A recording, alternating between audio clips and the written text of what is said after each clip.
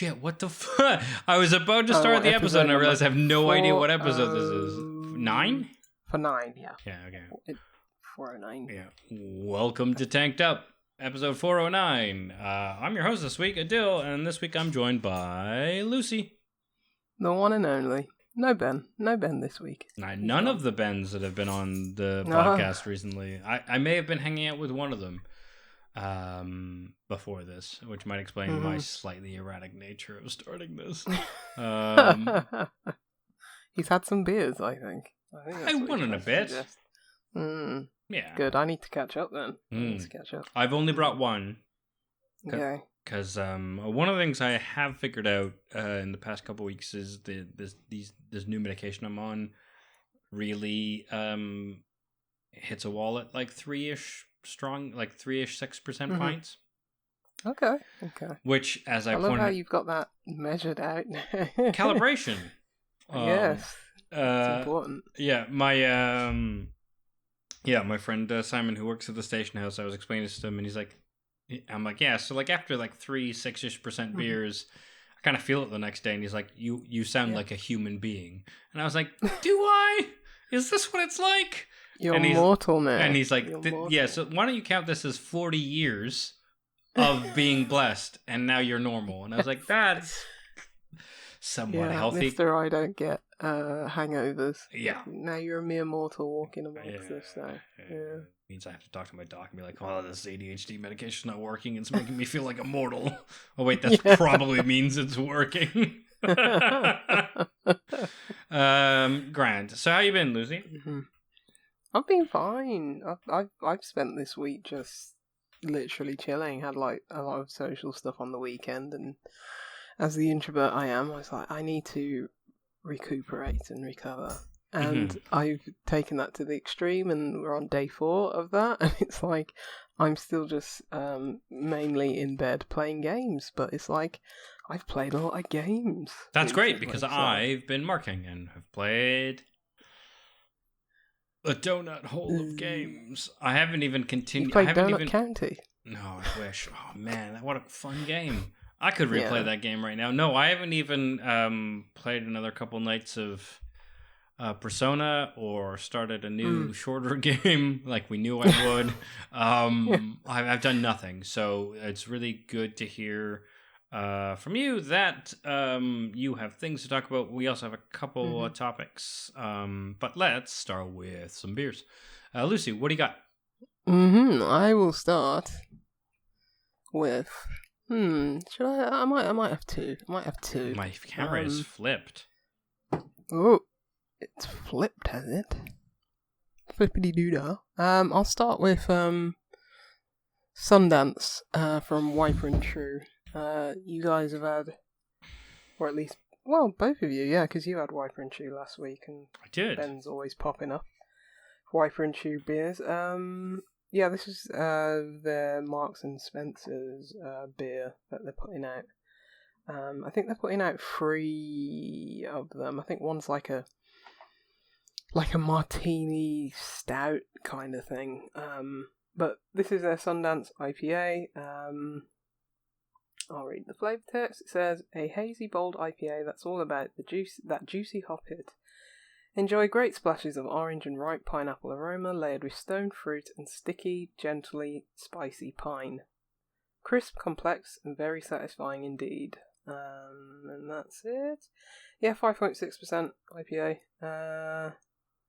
Yeah, so I like Wiper and True. Especially their double IPA that I've been having recently. That I see in the bottle shop all the time. It's like every time I go in there, it's like I pick up a can because it's reasonably priced as well. And it's like just a really good. Is it double kaleidoscope or something like that? I can't remember, but it's with an elephant. DIPA. Right? Yeah, that one. That's still the one I haven't had, which for multiple weeks. Ben has had it, you've had it, and I will pick up an extra can and try not to drink it next time, just in case I might see you soon. I don't know. But yeah. I mean, I have a bottle for you as well. Yes, I'm waiting. I think that'll. Well, it's just going to age very nicely. Oh yeah, that's the best part about that particular beer. Holding on to. I will say while you take your sip, June 3rd is the end of my marking season. Like I'm not allowed having marking not done by then. So that also marks the beginning of the time of year where I have work to do, but none of it requires to be being in a specific place. So I'm hoping to, while settling into Durham over the summer, also settle into being able to do my job from not Durham. That would be good. Yeah. So hopefully there'll be some visiting and perhaps some pub crawling. Again, 3-pint pub crawling potentially, depending on how this medicine works. I mean, that's not true. It works with me. Yeah, I was like, I'm also very cognizant that people have more than their barrier and have a bad day and they do the trade-off. I've just lived a blessed enough life that I'm like, oh, this sucks. Why would I do this? But I'm sure I can imagine. Yeah. Maybe all right. It's good that I've always, had hangovers like after I, I'm surprised given young. how often you outdrink me and Ben. Yeah, I do. But the hangover is still real the next day. Yeah, that's what I mean. But I'm just surprised you consistently are like, yeah, fuck it. But maybe that's just because I haven't had to deal with the trade-off. And obviously it's a trade-off and you get to make the decision. And I'm still coming to grips with the new factors. You regret it every single time. Yeah, that's why I don't want to. Then I don't want to start. There's no getting around it. You regret it every single time, but you keep doing it. I'm going to tell you about this beer, and then you're going to tell me about the taste of yours. So Ben, younger, just brought these in. He's never had anything, but it's from Family Brewery, who's a former brewer at Colonel. And it's Ideal Day Family Brewery. It's the First Steps, and it's their Esther beer. So it's a 0.5 liter bottle, 5%. And the ingredients are heritage malted barley, UK hops, regeneratively grown YK wheat, expressive yeasts, and Cornish water. That's right. It's from Ben's neck of the woods. And it's Cornwall. It's a new Cornish brewer. And they've got a library of flavor text for the First Steps, which is: First Steps. Our Esther beer has a crisp and complex balance of fruity esters, subtle minerality. God, that's a weird word. Subtle minerality and grassy lemon character from the hops. The dry and snappy finish draws you back in with a lovely rhythm to its bitterness. Esther beer is a celebration of the complexity and nuance of flavors produced by expressive yeasts in fermentation. As brewers, our role is to create the color palette that can then be transformed by microflora into something far greater and more delicious than the sum of its part. The beer is named after our youngest son Otis taking his first steps as he learned to walk when we created this beer. Okay, can I have a look at the label again? Yeah. Oh yes, I've seen them. So yeah, new. Is that the one I had? Oh, that'd be interesting. Because when you say regenerative farming, I was talking to a guy at a bottle shop that I go to, and he was talking about that, and he was like, "Oh, they're a new one on the block a few weeks ago." I wouldn't be surprised if it was that. Yeah, one. but they're new kids on the block, and I wonder if it's still downstairs. I can't remember if I already had it. Oh, interesting. But it's very, very, very familiar. So there was a more standard, I think, pale ale, and this Esther beer. Oh, no, it was a table beer or a farm. No, it was a farm beer maybe or a table beer. So it was one of those normal varieties, and then this one. It was it's probably a better test of the brewery to do the standard thing, but I just want to know what they considered an Esther beer. Fuck it, I'm going to buy this one. So I think that's the same route that I went. I was like, this doesn't have a style. What is this? Yeah, what's an Esther beer? Yeah. That's not a normal thing. I know what you mean, but I want to know what you mean. Yeah. Yeah. Well, I unfortunately poured a bit rambunctiously.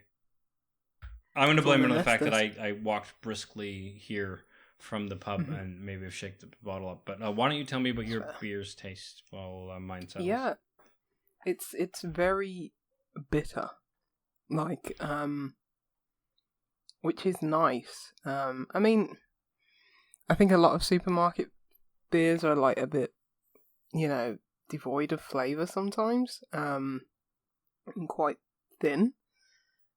And I'd say this is like edging up against that, but it's also got that bitterness. So it's like, whilst like a lot of supermarket beers are like, lacking flavour and lacking body and texture and a bit watery, they also lack bitterness. It just feels so wishy-washy. Whereas this at least has the bitterness. So it's very much, okay, it's not doing everything, but at least it's doing that thing, that specific thing, which I very much like. But yeah, it really doesn't have that much body for a 5.6% beer. Tried swirling the can, see if there's anything else at the bottom, but it seems like this is what I'm getting. It's a nice colour, nice straw colour, very hazy, which leads me to wonder, why is this so thin? I've tried pouring the bottom of the can, so maybe that'll change things. I think it's got a bit more body now, but yeah, but definitely lacking in flavour. Like, I think I'm getting very much those piney notes, but not a lot of fruit. I mean, promised, orange, ripe pineapple, well, at least aroma, stone fruits. I'm not getting a lot of that. It's just a very light citrus note. And coupled with that, that bitterness, it very much feels like, the piffy part of like maybe an orange or something like that. Bit of lemon. But, yeah, not a lot to it. But, don't really expect much from, a mass-produced supermarket beer, even if it is Wiper and True. But, it's, I think, on a day that's much warmer than it has been, sunny day, outside, this isn't the worst thing to go for, at all. I'd say it's, out of all the supermarket beers, like, I feel like their quality's just getting worse and worse. There was a time where it was like, ooh, some of these breweries are putting their beers in the supermarket, and it's like, oh, this is decent quality, and, for budget price. Yeah, like when North hit budget. the supermarkets, it was like, this isn't quite the caliber of North regularly, but it isn't that far off, such that it makes sense that they were doing that trade-off. And now capitalism, my fear has been that capitalism has caught up to, like, well, the bait and switch, this classic capitalist bait and switch, which is like, we'll make as close of a cut we can while still being, people will accept this cut in quality because it's now widely available. That makes sense. And then 3 years pass and you've just been consistently cutting quality to pad the bottom line. And now these supermarket beers are not the things like, if you go back episode 302 or whatever, where you and Ben were like, good Lord, this is great. I might just check out what else Morrison has. Yeah. And it's like, oh, no, that era is gone. Now I walk past it every time. I don't even go to the beer aisle in like Morrison's or Tesco or something like that. I'm just like, it's worth me putting that money elsewhere. Like, instead of buying a £3 can from Tesco, might as well buy a £5 can from the bottle shop, because I'm just going to get much better quality and have a better enjoyment of where my money's going. But yeah, this is fine. It's fine, the only fear is, as you say, the beer getting worse after a time, like, because Wiper and True have some of the best beers out there, and it's like, I was, it's not what I'd get if I. It's kind of like, I don't want to go to Wiper and True and be disappointed. Yeah, and it's like, I know I'm going to be disappointed if I go pick up their beer in the, in the supermarket. But if I go to a bottle shop or anywhere else, 9 times out of 10, I'm not going to be disappointed, so I'd just probably go for the bottle shop beer, you know? It's sad when a brewery that you like disappoints you. Yeah. That's worse than a brewery you don't know or indifferent about disappoints you. Yeah, exactly. I'm thinking like DIPA 2 years ago, maybe 2.5 years ago, right? Where we were all ride or die for them, and then there was this moment where it was like, I kind of didn't like that. And I think you were the first one just because because I think Ben and I were both still in Bristol, and you just had slightly a better pipeline, and you're like, 2 in a row doesn't quite work. And then we finally had a couple of those in Bristol, and both Ben and I were like, oh, I see what you meant, Lucy. That DIPA is just not what it was. Luckily, I think they've bounced back from that. I haven't had like everything I've had today, even just like. So at the Hop Knocker, they regularly have the Steading Rolling Man on either cask or keg, and it's just like bangers every time. I haven't been disappointed. But there was this worry, and now like it's dumb because like that's just how things work. But that first time you're disappointed changes your association. And again, it's inevitable, but it doesn't change the fact that it happens, right? And so with Wiper and True, I haven't yet been disappointed. But like you say, the odds of, given just the market that entering supermarket beer is, you have to do something differently because of the economies of scale and the costs. And I mean that both, right? Like you just cannot make that quality beer at that volume that it can be sold in supermarkets at the same quality and with the same level of care, because some of this doesn't scale, right? And that's fine, but like it does set up Wiper and True to potentially disappoint you. And so if you've gone through that DIPA loop, you might be like, well, Wiper and True is one of those things that, like, I honestly never thought I'd see that in the North. And that's why last week, when Ben brought some in, I was like, that's great. Because I still think of them as like a Bristol boutique beer in the sense of, because there's such a quality and nuance, and they didn't seem to be pushing those boundaries of like geographics. But see, like you in Birmingham having them in a supermarket is like a very different Wiper and True story.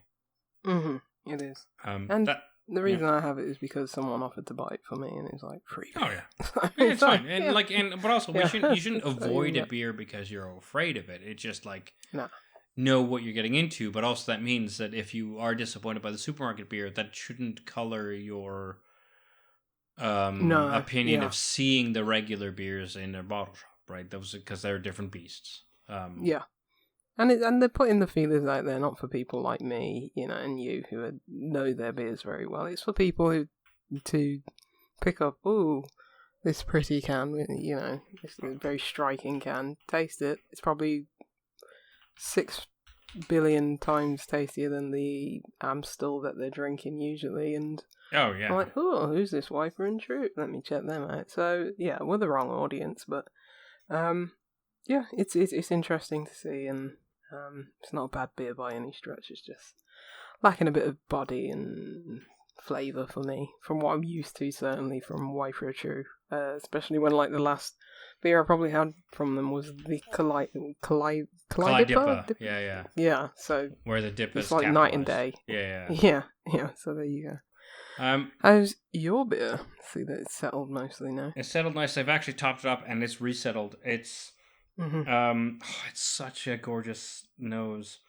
So yeah, it's like I would say it's like a pale, like almost Belgian sort of, just because the yeast is like a bit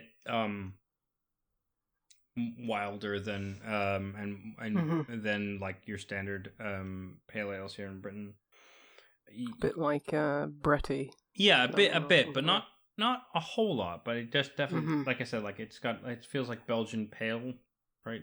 Sort of like not Brett, not English pale, somewhere in the middle. Maybe a bit maltier or something like that. Yeah, and it smells. So I get those esters. It's only lightly banana-y, which is good, because I was a little worried just because I'm... sometimes you can get over-estered in the beer, and it just tastes like banana drink. Bubblegum and, banana bubblegum. Ooh. Oh, it's got a lovely bitter finish, despite being quite light. So you get those esters are quite front loaded. Finishes a nice little, not like in your face bitter, but like bitter. And then as everything fades, you're like this. It finishes like a beer. So at the Hop Knocker earlier today, there was this. Oh shit! I'm gonna have to look it up. Root and. God damn it! I can't remember. There's a New York State brewery, and my brain. Root and Branch beers, 8.5%. So Keith's watching, and he just texted me as soon as I said branch. He texted me branch, but because of the Twitch lag, who knows if you'll get that I thought of it before you. But it was dangerous because it's finished really quickly.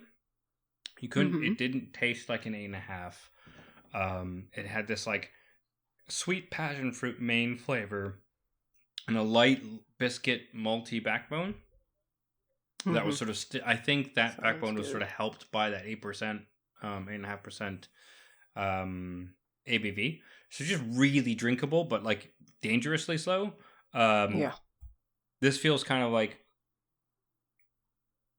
the opposite in the sense that like it's a 5% beer, but it finishes bitter. So like I feel like I had a sip of beer. The other one, that 8.5%, was dangerous because it was 8.5%, but it finished so quickly and like didn't have a long tail that like you could easily just catch yourself grabbing more and more sips because it didn't taste boisterous and nothing prevented you, or nothing was sitting there such that you didn't want to have another taste of something. You would have a drink. This, it feels like, has a long finish such that you can kind of sit with it. The estery banana sort of taste is interwoven a bit with that bitterness that has part of the long tail. But it's really, it's like, I want to say vibrant, but that makes it seem like it's like bright. It's vibrant without being bright. I think the like kind of feels like a Belgian ale was starting to really sit more well with me because like Belgian ales, like light Belgian ales aren't like in your face, but they have a nuance and they've got a character. Yes. And this is kind of what I want to say. It's and of course, as soon as that like light, so the Belgian ales taste fades, those estery flavors sort of sit on the malts and give it a longer finish. And like I said, most of the finish is bitter. So the esters fade before the bitterness, which I think is really important. Otherwise, it would be less enjoyable. But yeah, you could easily take small sips of this beer or sort of bigger quaffs, but you're in no way is this a beer that's going to like pressure you to have more and on anyone else's timeline but your own, which I really appreciate. Yeah. Also, given this is a new brewery, this is like a nuanced beer. I get why Ben brought it in like tongue untasted. Is that what sight unseen is for taste? But like, he'd never had anything of theirs, but he's just like the story, like former Colonel brewer, good reviews out of Cornwall. Fuck it, let's just try it out. I think he was entirely correct that this doesn't taste like a new brewery beer in that sense. Like there's a lot going on in a really like integral way. Like it's all well stitched together. There's multiple tastes going on. It's a unique beer. I've not had something like this quite like this before, but it doesn't feel off the cuff or rambunctious, right? It's got like the brewer has made beers before. It's very clear. Yes. I wish I could remember if this was the drank one. It or I wish I could remember if I've even had it. Or if it's still downstairs. I can't remember. But I definitely bought a beer from them, so I'll just have to go back if I don't remember. And it's not downstairs, so what a shame. I'm gonna have to buy more beer. But yeah, that sounds really good. I mean, when you hear like, you know, ex-Colonel brewer, it's just like, yeah, your ears perk up. So. Yeah. Good. Yeah. So do you have so I know you have games to talk about, but I had a couple things I figured we could quickly shoot the shit about. Yeah, sure. Let me make sure I've got the things right. Yeah, so let's just talk about there's been some leaks on Valve's latest project, which is codenamed Rolling Stone Saudi Wealth. That's the other article. It's codenamed Deadlock. Oh, I thought that was the actual name. Well, I mean, it might be. Yeah. People say it's likely named Deadlock. That's what so it's in private. It's in alpha/private beta, and it looks like a third-person team-based hero shooter with MOBA and tower defense elements. Where one of the gimmicks is you've got like these lines that you can like hook onto and slide down. BioShock Infinite. And that seems like a really strange game to me. I couldn't be less interested. So like we're at a point where live service has already overstayed its welcome for the frenetic shooter. The even Overwatch, right, where you've got hero based, but it's just kind of third person blam blam, etc. Yeah. The idea of going back 3 more steps to MOBA lanes. So like apparently from the clips that have been like leaked, they have like, what are they called in MOBAs? The like shitty mobs that are the enemies that aren't the enemies that are NPCs. There's a name for them in MOBAs that like you just grind them out to gain points to like get upgrades, but they're not real people. They're just like grist for the mill. We'll call them grists. So, yeah. So apparently it has these like Dota-y elements, and it's coupled with all new IP. Like it's not drawing on Valve's characters from the past. Some people have bitched about that. I think that's great because I'm so tired. That's one thing I'm really happy about this game. Valve is trying to make new IP.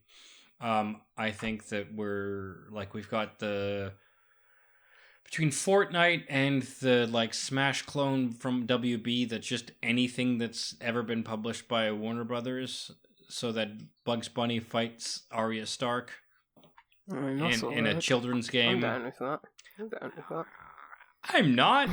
Those universes are very different. And if you know who Arya Stark is and you've read the source material, I'm not against the idea of these mashups. I'm against the like blatant cash grab they represent.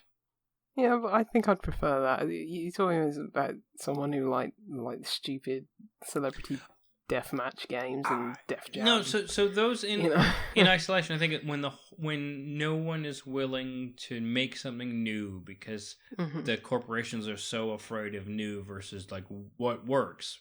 Even though, Arya Stark, like what makes Arya Stark an interesting warrior character is never going to show up in a Smash clone.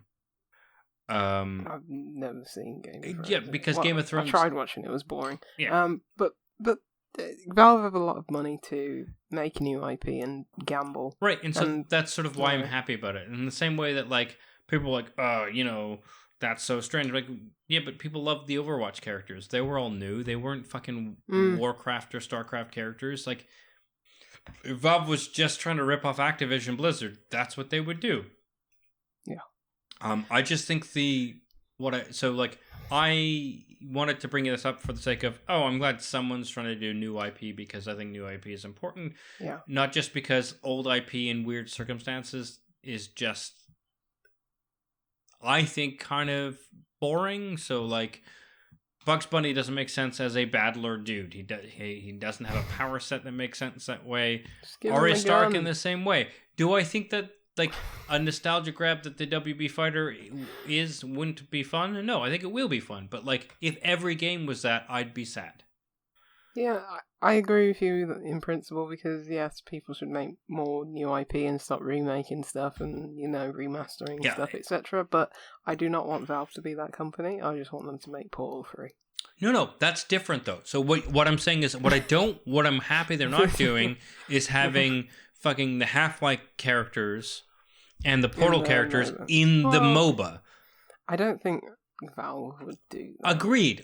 But I'm saying that's what I mean by, like, I'm happy that they aren't doing that because why I'm bringing up the WB Smash clone is because that's literally what they do. They just find a popular IP and they shove it in the game, regardless if it makes sense. But can you imagine? GLaDOS, who's like, bolted to the ceiling, is going to be in a MOBA shooter. So I don't think they have they would just make a mech. The depth of characters. No, they would just make they would just make a mech and have the GLaDOS red eye be at the top of the mech, and they would just go into the text box and say GLaDOS with the right level of capitalization and non-capitalization, and then you'd be GLaDOS, right? Like, I think that's how craven this is, right? Yeah. And so this is for some companies, I guess. Yeah. But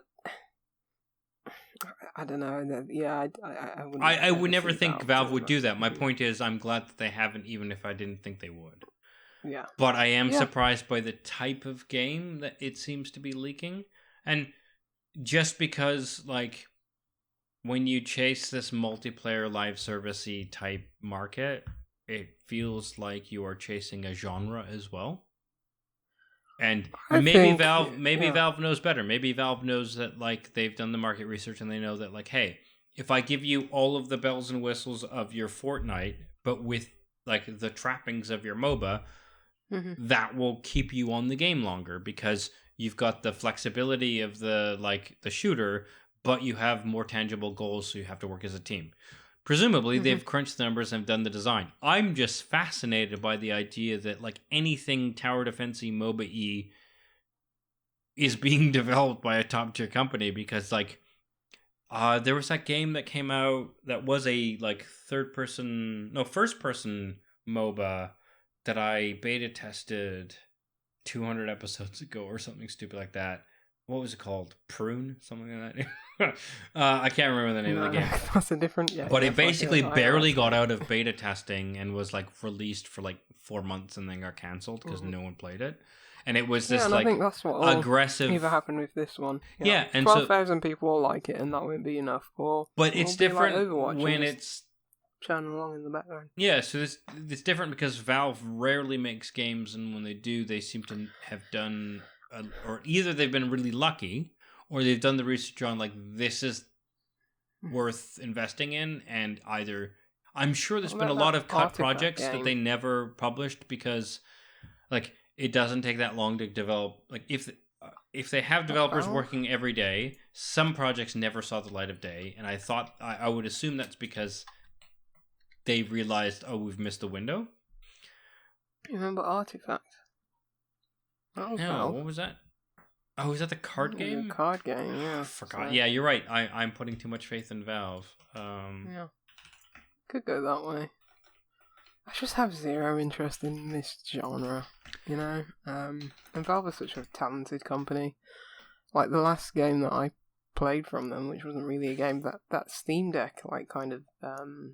Portal tutorial thing, and it's just like, it was so funny and so well made, and like for a 15-minute experience, and it's just like, make games and good games that people actually want to play. They got enough money, they have so much creativity within that company, like, so it's at least Steam is a good thing, because if they had all that money and Steam was a train wreck and just horrible to use, then I'd really be angry with them. But at least Steam is very enjoyable user experience. Yeah. So 3 things. One, there is a rumor. I wasn't going to bring this up, but there's a rumor that Microsoft is going to buy Valve for $16 billion. I don't see that happening. Yeah, and the reason why I didn't have it on the slot, but it just came up because we've been talking Steam, is because from some reports they make almost $10 billion a year based on Steam.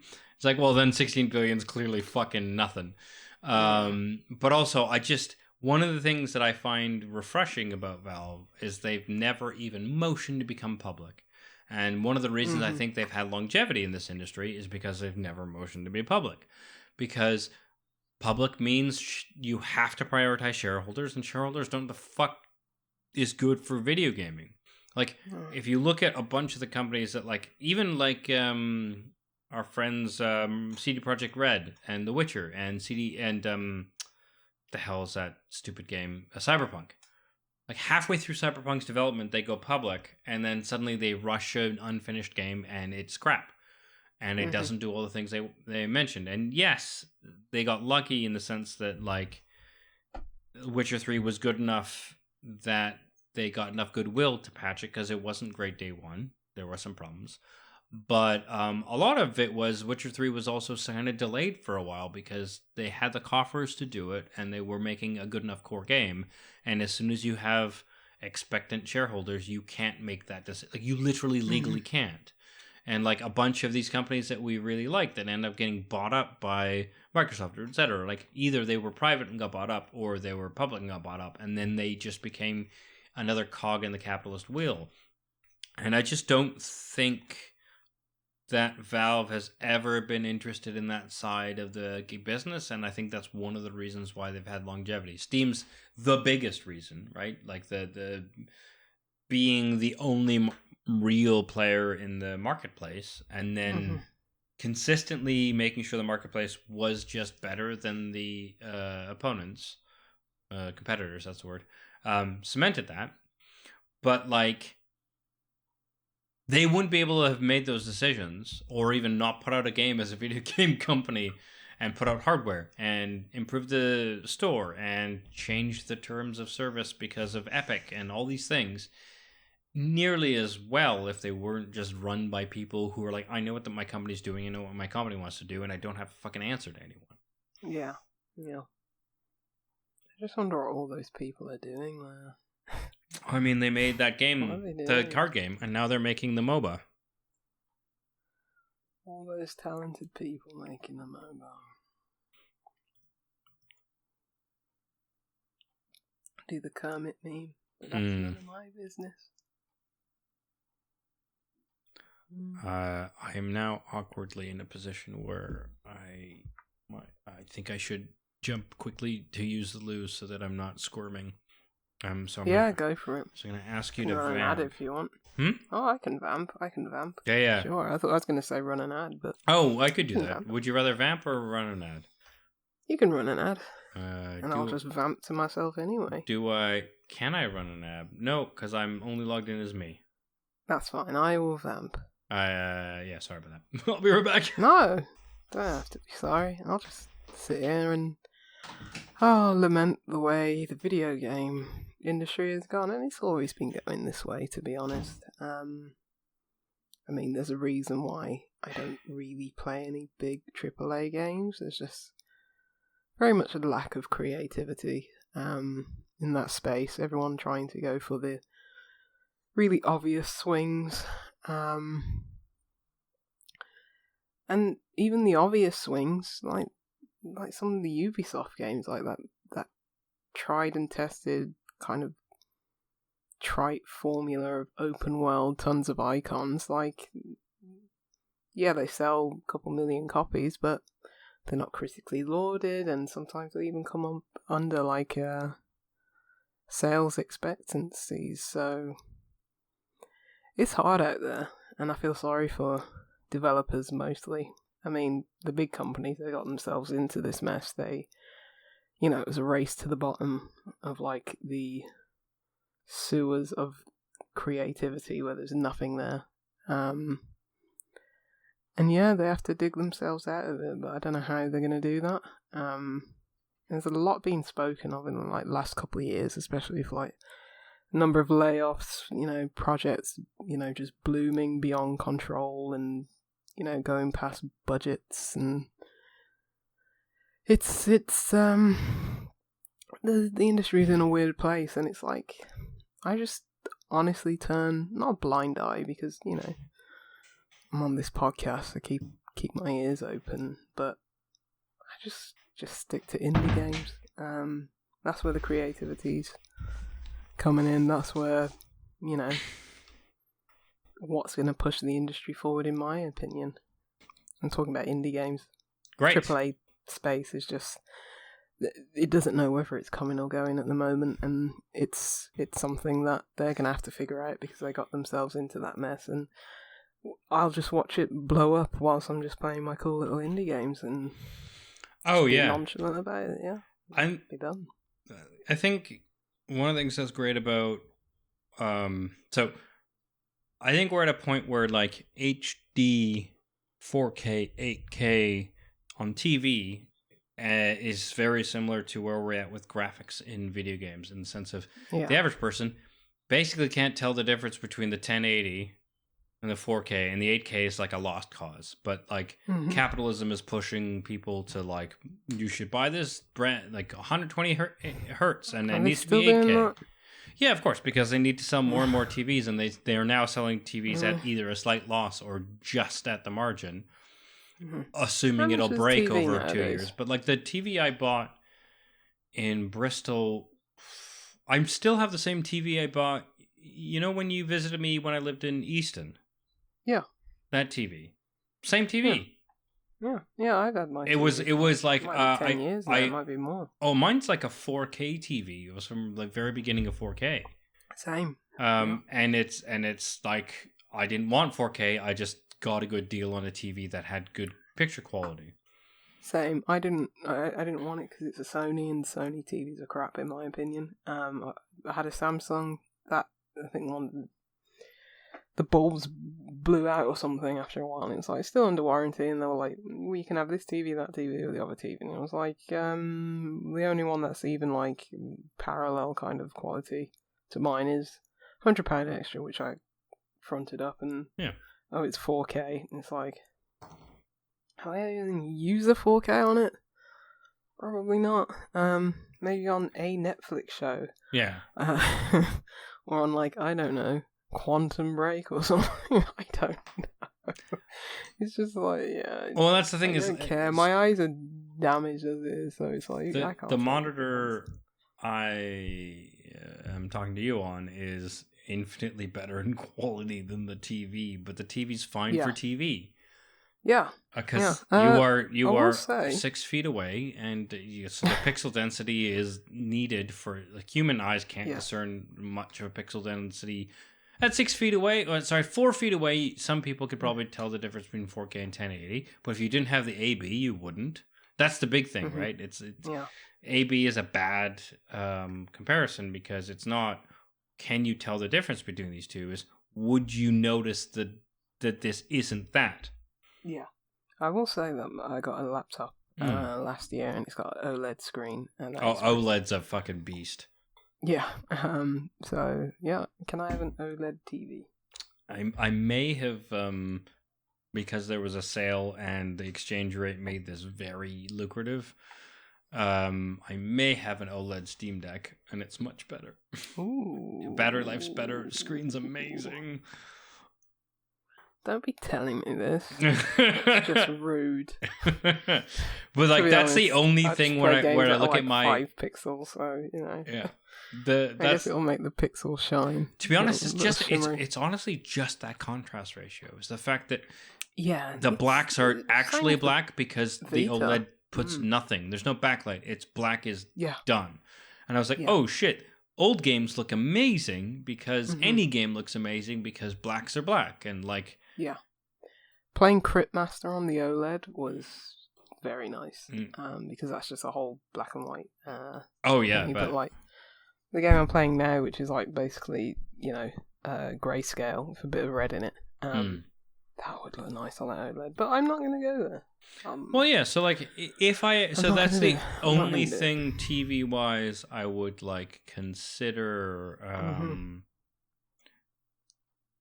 upgrading to. But again, when I look at my TV, so one, like, when do I watch a movie or a TV show on the TV? It's like late at night, and the blinds are closed, there's no light bleed. The LED looks sufficiently black such that, yes, if you gave me the OLED, I'd be like night and day.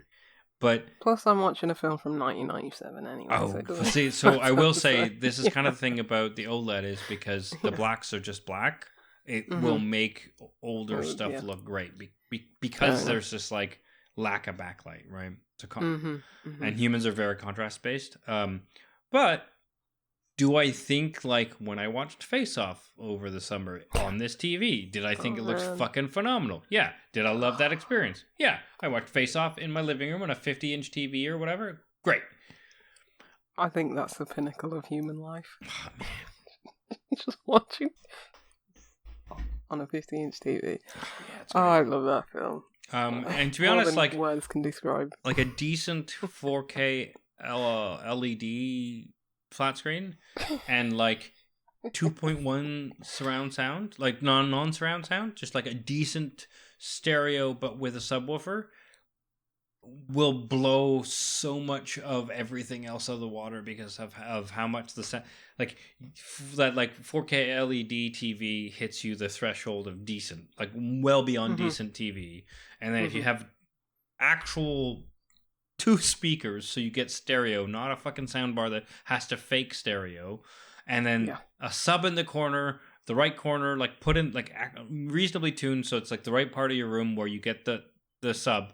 It's going to be better than most anything out of the box that's 10 times its price, because and obviously I know that means that an OLED screen with well-tuned 7.1, 7.2 surround sound will obviously be better than that. But my point is, like, it's actually the gains are these, like, getting actual speakers with a sub, spending the time to calibrate your monitor, calibrate your sound is going to be way bigger than buying the TV that's 10 times as much as your old TV. Yeah, and the worst thing about my TV is that the sound is definitely going, and it's not taken to the Bose sound system that I have, and I mean, I had to unplug it out because it just wasn't working with that, and now the speakers are all like, every like half an hour it just goes, God, mess. It's so you say you have a haunted television? It was haunted from day one. It's actually, I will never buy another Sony TV again. Awful. Because it runs on Android. I'm like, what? Oh, God. Really? Yeah. So it's just been a bad TV. Yeah. You can't actually buy dumb TVs anymore. It's like 2% of the entire market of televisions are dumb. Really? That consumer. I want a dumb Samsung. Yeah, so the hack you can get is refurbished commercial display units that are the orthogonal model, because they will have a regular display, like I'm just displaying the feed that's put in like a TV. That would be nice. Yeah. And so that's the hack. Yeah. The problem is, like, basically the way consumer televisions have gotten so cheap is the kickbacks from the operating system and the ads that represents, and the purchases and apps that represents that have got kickbacks. Yeah. So why a 4K OLED is like anywhere near affordable, or even a 4K LED TV, is because it's basically being subsidized by potential ad revenue and or app revenue. And so you cannot buy it dumb because it cannot be sold at that price without that. For me, not caring about TVs is just anymore. Is just that's the product of the environment we are in now. Yeah. It isn't me just getting older. No, they're garbage. Yeah. Gotcha. So you have to do research what into, a sad thing. Yeah. What a sad thing. Yeah, it turns out late stage capitalism is poisoned even just displays. Yeah. Just it's gone everywhere. Remember when a TV was a thing that, like, you plugged an input into? Yes. Like, God. Yeah. Instead, it's a mini terrible computer full of ads. Yeah. The long saving grace of this is like, it still has, does it have a SCART? No. I think it... New ones won't. Does mine not? Yeah, I know, but, well, I plugged in my Sega Master System and that worked, but I can't remember it. This one might have a SCART. When was the last time I plugged in my Sega Master System's just RCA though, right? Yeah, and that worked, but I'm saying, like, RCA I'm trying to remember when I was last plugged in my PlayStation. It might have been on this TV, so I think I'm pretty sure it still has a SCART lead. Nice. So, SCART port, so yeah. That's a saving grace. Yeah, and then don't get rid of the thing until you get enough burnt pixels that you have to. Yeah, the image is still fine. You know, that's the one thing that has stood the test of time. It's just everything else. I don't think it can connect to the internet anymore. Good. TV shouldn't connect to the internet. But then when it's like, oh, it's not turning on. Oh, see. Yeah, let me try and my TV. I think one of the reasons it's lasted is because I've never used the onboard operating system. I've always plugged a PC into it, right? And so it's never like worn out its own welcome on itself. Mm-hmm. I'm sure the OS is super out of date, never updated, never connected to the internet. It's just a factory bog standard TV that I turn it on and thankfully, the TV doesn't think, oh, I'm in an OS, now push a button to go to this. It's old enough that, like, it remembers it went to this source and bypasses the OS entirely. That would be very nice. Yeah. Yeah. Mine's... Yeah, I can't remember if I ever did a firmware update, because I don't use any of the smart apps, because I have my Xbox plugged into it, so I have no need for that. And who would spend the time... Like, when I go to people's houses... And they don't understand how I can't navigate to, like, Netflix or iPlayer because I don't know how to use a smart TV. And it's like I've never really needed to because I've always had an Xbox just to hook up to it. And that's just way more intuitive and easier to use than using a TV remote to get to Netflix and stuff. Xbox, it's seamless. You just switch over, use a different app, and done. All right. But yeah, maybe I'm the different one. I mean, I'm more of realizing that like we're just shy of an hour in, and in true Aadil and Lucy fashion, have not actually touched the gaming conversation. We've just riffed on the initial. Talked about TVs. It was talked about technology. Yeah, it's way better than 2 hours of coffee talk. Yeah. Where only one of us drinks coffee regularly, and yet. Yeah. We'll have to have another coffee chat episode. Oh, actually, let's pause before we move on to the games you've been playing. Have you been drinking coffee more regularly? Yeah, but I've there have been a few Vietnamese coffee places that have opened up in Birmingham. So this is literally one of the things that my vegan life cannot replace. Sweetened and condensed milk is not a thing that exists in the vegan world, and Vietnamese coffee is so good. Hot and cold, oof! Just one of my favorite vectors of caffeine. It was a hot day. The sun was out, and had a iced coffee from a Vietnamese place, and it was glorious. I took my friend there one time, and he went back the following day because he was like, "This is so good." So yeah, that's. But yeah, usually I just stick to what have I settled on as my usual. Just a cappuccino is my usual. Recently, don't really stray from that anymore. So I've settled. I found my coffee of choice. But yeah, the Vietnamese place, like I'm experimenting with different things. Like a coconut coffee was very nice. There was an egg coffee, which wasn't my jam. Yes, egg coffee. Wasn't my cup of tea. But yeah, I think they do matcha there as well. So I'm going to try everything. Matcha's great. Mm-hmm. So yes, I'm still on my journey. Okay. But I've settled mostly. Like I'm going somewhere. I'm going to order a cappuccino. Not a flat white, a full cappuccino. Yeah. Cool. No. Mm-hmm. This is for those who remember episode. I was encouraging you. Yeah, I was encouraging you to experiment with things like flat whites just because they were less frequent, but I found them a better or an interesting balance if you wanted to taste more of the coffee. Mm-hmm.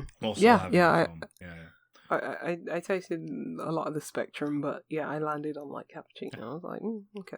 I think mostly because my favourite place to go. Their cappuccino is just so delightful anyway. So I was just like...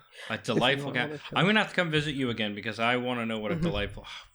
I'm sure they can do with oat milk. Sorry, the cat has been yelling. I don't know if you can hear it, but it is so distracting. I'm just going to open the door. No, I can't. So I think Discord's doing some filtering because I literally messaged Keith being like, can you hear the cat? Because I know you can hear it in the house. I was like, can you hear it while watching? But one sec.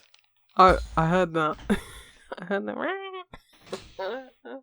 Oh, Dorian. When he's ready to be seen to, he will be seen to. Which, oh yes, I've been playing a game about cats. I forgot about that. Aadil is shaking. It's making Dorian dance for the cameras. You know what? I think this is a perfect place for me to crack open my second beer. Oh, great, yeah. And talk about a cat game that I've actually been playing. Ooh, there is a cat game I've been wanting to play. I hope it's the same one and you have good things to tell me about it. But yes, crack that beer, because I've been nursing this half liter for reasons of having had a couple beers before. Hi, you were yelling. Yes, I heard him just as you stood up. He was howling. Yeah, he was yelling a bunch, and then I opened the door and he was yelling down the stairs. So I think he was yelling at Keith and not me. He's like, see to me, human. I literally fed him right before, which he doesn't normally get at dinner, so he would shut up. Attention. Yeah, he wants attention. Yeah, He's just like us. Yes. Also, he clearly wants to be off my lap and wants to escape. But all right. I mean, I think we saved the better beer till last. Ooh, that sounds potentially juicy or not, depending on the taste profile. It smells juicy. This is Stigbergets. That's how you say it. Stigbergets. Stigbergets and Verdant. This is called No Money, No Honey, and it's 8%. Ooh, double IPA. It's got two. Is it some kind of bird? Maybe it's a parrot, toucan. I don't know if you can see the light there. Oh, I like that. It's hard to get that.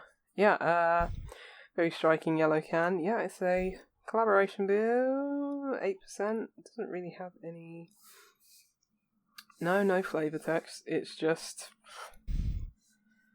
But didn't need any invitation. It's Verdant and Stigbergets, who are great breweries. And it's a double IPA. That's 8%. I don't need any more invitation. But yeah, as soon as I crack the can, it's just tons of lychee and guava on the nose, just ooh, proper tropical. Smells delightful. Let me taste it. Oh, I'm happy now. Yeah, this is what I needed. Excellent. So much body, but very easy. As you're saying, about the was it root and tootin' beer that you have, the American root and cabbage, root and branch. Root and branch. I don't know why I've literally talked about this with Ben and then Keith and then you, and for some reason the end branch keeps losing my brain. Root and branch. Yeah, this is just so easy. It tastes probably tastes like a beer from what are their names? The American brewery. They're in New York, aren't they? Oh, so and all their beers are mathematically inclined. Wait. New York brewery maths. I think it's Dogfish. No, it's because they have a higher math. New York. Gosh. Why don't I? Oberkreek? Is it Equilibrium? I don't know if I know of your New York Math Brewery, and now I'm sad because I should know about New York Math Brewery. I think it's Equilibrium. Equilibrium, yes. Them. Yes, they are in New York. Well, but Lucy. Yes, Equilibrium. This tastes like one of their beers. Similar, like... I know what you mean by maths now. So I thought you meant like mathematically themed, but no, they're like super sciencey in their presentation of the beers. Yeah. My brain was just like not connecting what you were saying. Yeah. You know, those smart terms that I don't understand, like fractals. Yeah. Because they've got like photon and wavelength and physicsy, mathsy, sciencey. Yeah, it tastes like one of those. Just like it's got this really nice sweetness, but not overly sweet. Not like, you know, sweet from like you know, like what you attribute to like a like really candy sweetness, like artificial sweetness or something like that. I think it's like sweetness from, you know, the maybe not the malts, but because it's not a malt forward beer. I'd definitely say it's more fruit and hop forward. But yeah, it's certainly getting like a sweetness, maybe a tinge from the alcohol as well. But it's just so pared back by like it feels like, you know, a good fruit that has like that sweetness, but also, you know, maybe a little bitterness, maybe not a grapefruit, but as I say, like lychee, guava kind of, but not, as I say, not overly sweet. It's got a nice bit of bitterness just pairing it back, but kind of be like a pretty neutral citrus, but with some of the peel in it or some of the zest kind of thing? Yeah, sort of like that. Like where it's like the fruit itself is not doing the bitter, but there's a bit of itself that's bitter. Yeah, definitely. I think that's a good way of describing it. And yeah, just the water quality is just like incredible. It's just like so easy to drink. It's got a, you know, decent medium body.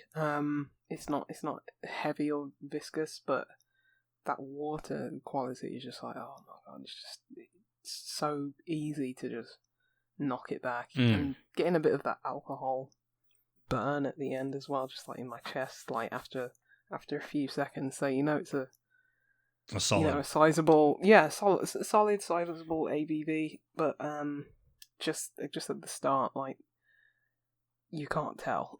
It's just very, very, very easy. This is so good.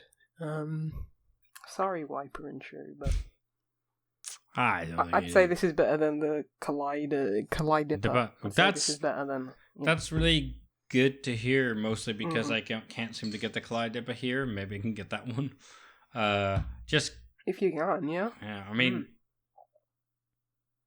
Yeah, that's really good. It's been interesting because since I've moved here, there's been just a handful of beers that like you and or Ben have been like, fuck, and I've been like, I haven't even seen this fucking brewery, let alone this particular release. I think I'm screwed. But also, I have to recognize that there's probably been the inverse. Yeah, because you had that Daya. Was that last week? But that feels weird because Daya's in your neck of the woods. Yeah, like and I completely missed the boat on that. Yeah, that's just you guys missing something in your area. But yeah, it's there's been a couple store closures, for example, like the main bottle shop that's just off of just close to the train station in Newcastle that closed. Oh, really? And so like a lot of the variety of the north that like I had access to in my first like 6 months here, but obviously wasn't able to like just jaunt to Newcastle to buy beer. That evaporated, and that sucked because it was like, oh, I recognize a good bottle shop, and some of the stuff from the south was there, but also there was a bunch from like Manchester, etc., which like we don't find over in, you know, either in Birmingham or Bristol. And then I was like, oh, okay, so my source for that is gone now that I have the time. But there'll be other ones. I just, I just need to explore. I don't think get massive, you know, amounts of beer from the north in my neck of the woods at all. So yeah. I mean, I guess it's different in every city. I guess being in Birmingham, middle, probably getting the best of both worlds, really. But even still, like, I don't get any Not Arbor, Moor. Don't see any more. Which is wild, because they are so close to you, like, relatively. Yeah. But it turns out Moor has just a really tiny footprint. Which, again, I do respect, because, you know, in the same sense of, like, Valve not going public, right? It's the same tenor of Stay argument. Local. Do your thing, do it well. Massive growth, yeah. If you make enough money to pay everyone well and take a little extra home every year, that's all you have to do. You don't even have to do that last bit. That's the key to real capitalism. I'd say I'd do that, but I'd probably just end up selling to like the Carlsberg if I I actually don't and then go do what the family brewery, you know, the ex-Colonel guy's doing, and just make a new brewery and be done. But yeah, this Verdant and Stigbergets is very, very, it very sounds good. Yeah, I'm gonna try. I mean, just two great breweries. Like, when you mentioned who they were, I was like, well, is there a way this is a bad beer? And there might be, right? But we don't have to worry. I don't think there's any universe. Yeah. But yeah, massively reminds me of like one of an Equilibrium beers. So, and I haven't had them in a while, and I really like them beers. Before we jump to the games you've been playing, I did dip back into. So I recognized Ben's not around, so this is like a reasonable point to bring it up. I did jump back into Balatro today. I started a run because I needed to just clear my head, and as soon as like I got like 4 or 5 hands in, I was like, okay, my brain is fine, and I am strong enough / my ADHD meds are working that I was like, that's what I needed to do. I just needed to reset, and so I stopped mid run because I knew the game would let me. Boy, I was like, oh, maybe these meds are doing a thing.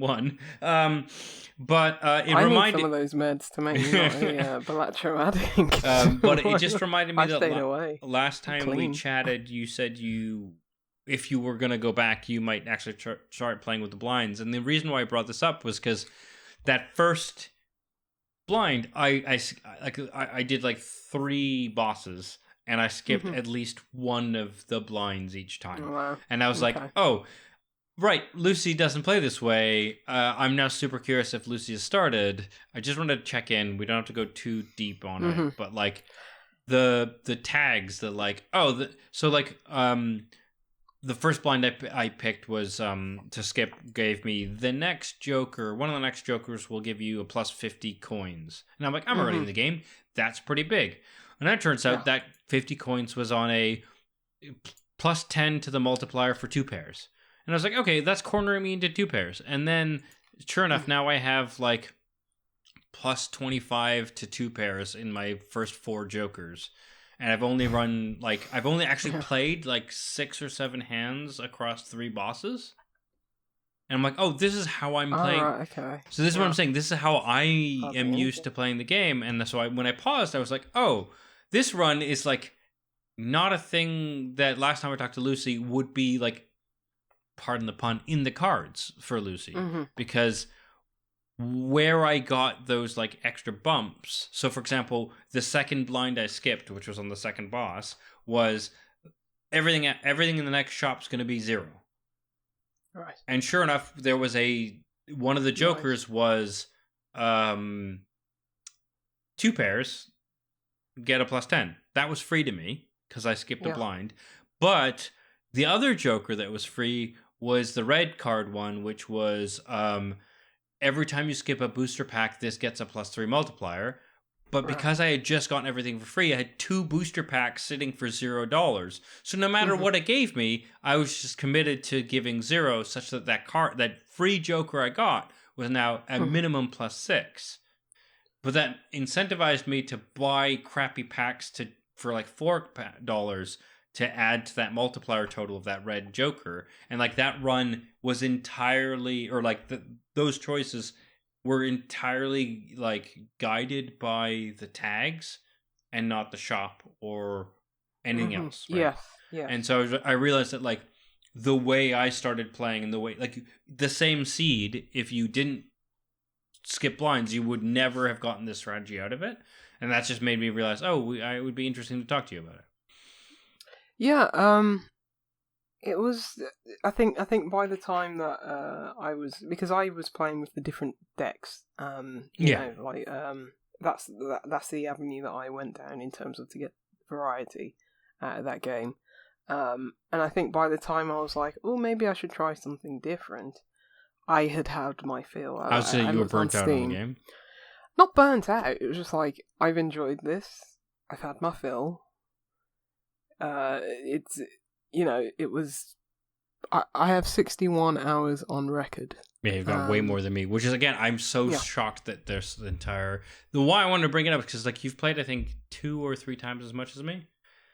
But there's an entire, like, vector of playing that the way I started playing, I think it's integral to the way I approach the game, and you've just not done.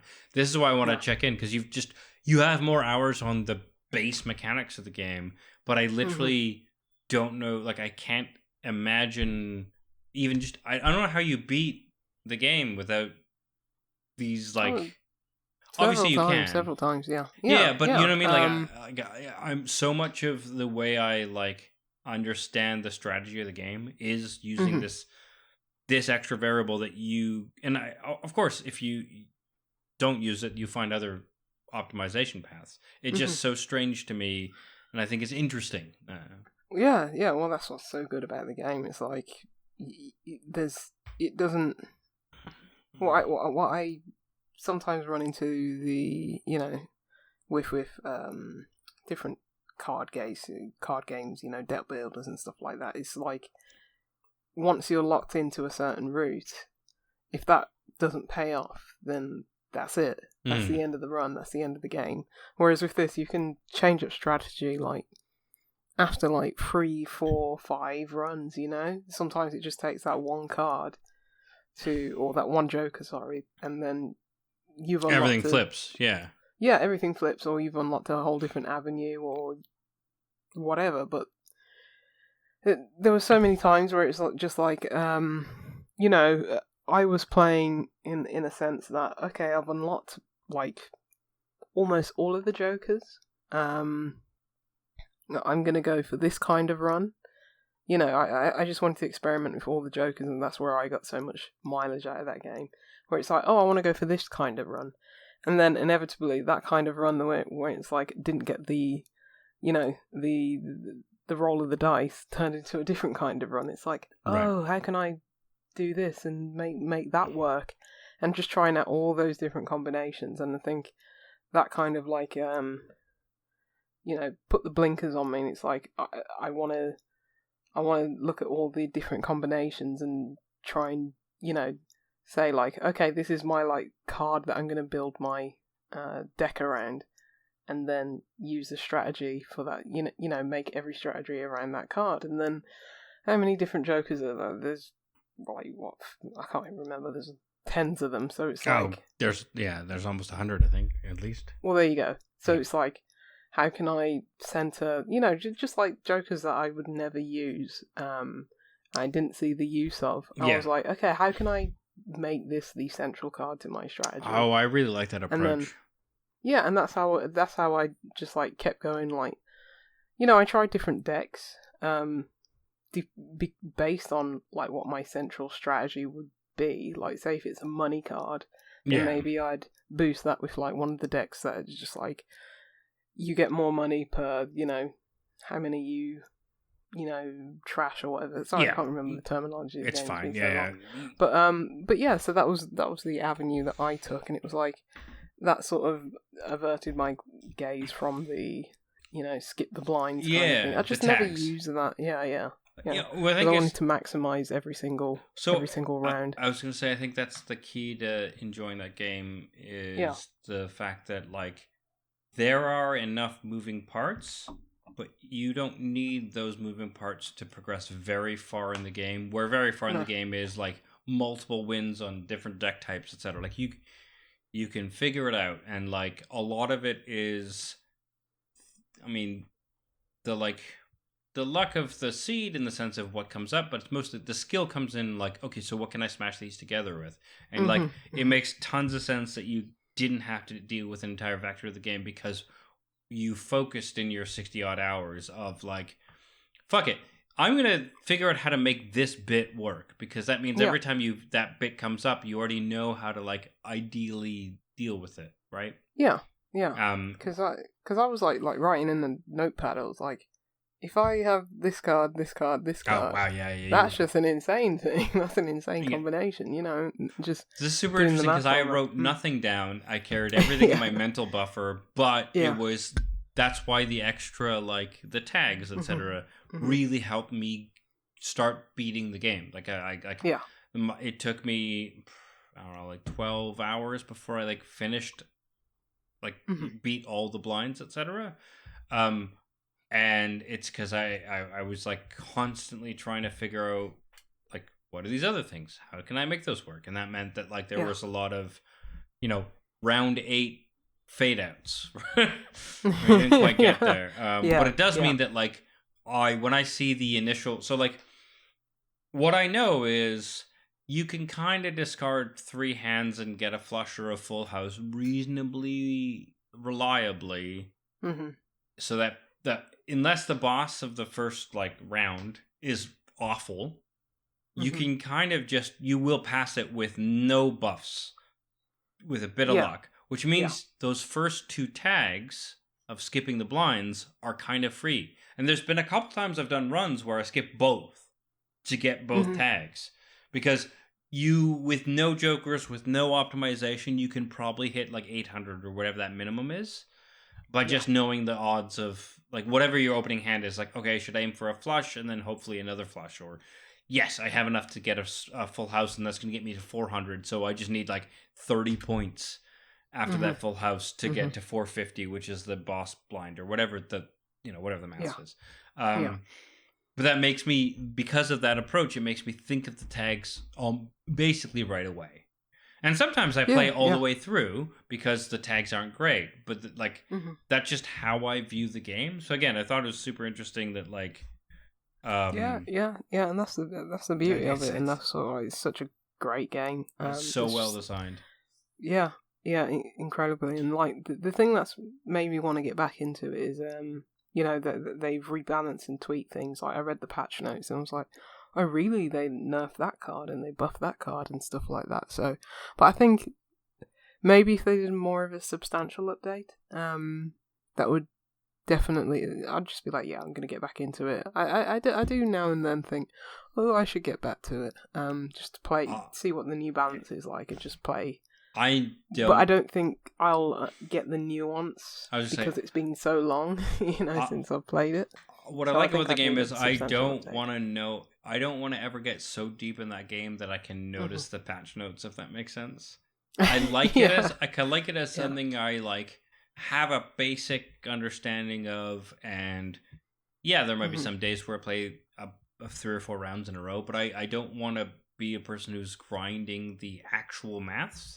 What I like but like that's where some of these interested to see how things would have been different, but I don't think I'll notice the nuance. That's sort of what I mean. Is like the people who will notice those patch notes are the people who know the ins and outs of all the jokers and like the details. Well, 61 hours will make you. Oh yeah, I'm sure you. Yeah, I'm sure you do. Right, and it's just like I actually don't want to be there because I kind of just want to. I want to treat the jokers as pseudo-random, even though obviously I know you want to be a responsible gambler. I get it. It's not gambling though. There's no gambling involved in this game. I know, but the whole betting thing, that I was just I know. Anyway, so, that's I'm gonna cut us off because I'm trying to be responsible, because now we're at 1 hour and 18 and we still haven't actually got to the games we've been playing, because my it's been 52 minutes and we had like one actual topic and then we've diatribed. I've managed to add 20 minutes too. But I'm mostly because I'm super curious, because I think I mentioned off air my marking is the big thing on my plate. Yes, Keith, there's also our paper on Back to the Future. I know that's on my radar. What? Yeah. But like June 3rd, the marking's over, and then I actually would I would like to put more time into probably a couple of short games just to like decomp with. I like games. I have a weird history of like feeling guilty about playing them. I'm now in a position where I have the privilege of not like finishing the term and immediately looking for jobs, and so I would love something to dip in and out of. And I know you've been really keen on shorter games this year, and you've been playing some, so I want to hear all about them. Yeah, we were talking about the cat game. Was the cat game that you wanted to play Little Kitty in Big City? It 1,000% was, yes. It looks adorable. It is. I finished it today. Can you just tell a brief description for those who aren't familiar, but then also what I'm really curious as to what genre you would describe it as.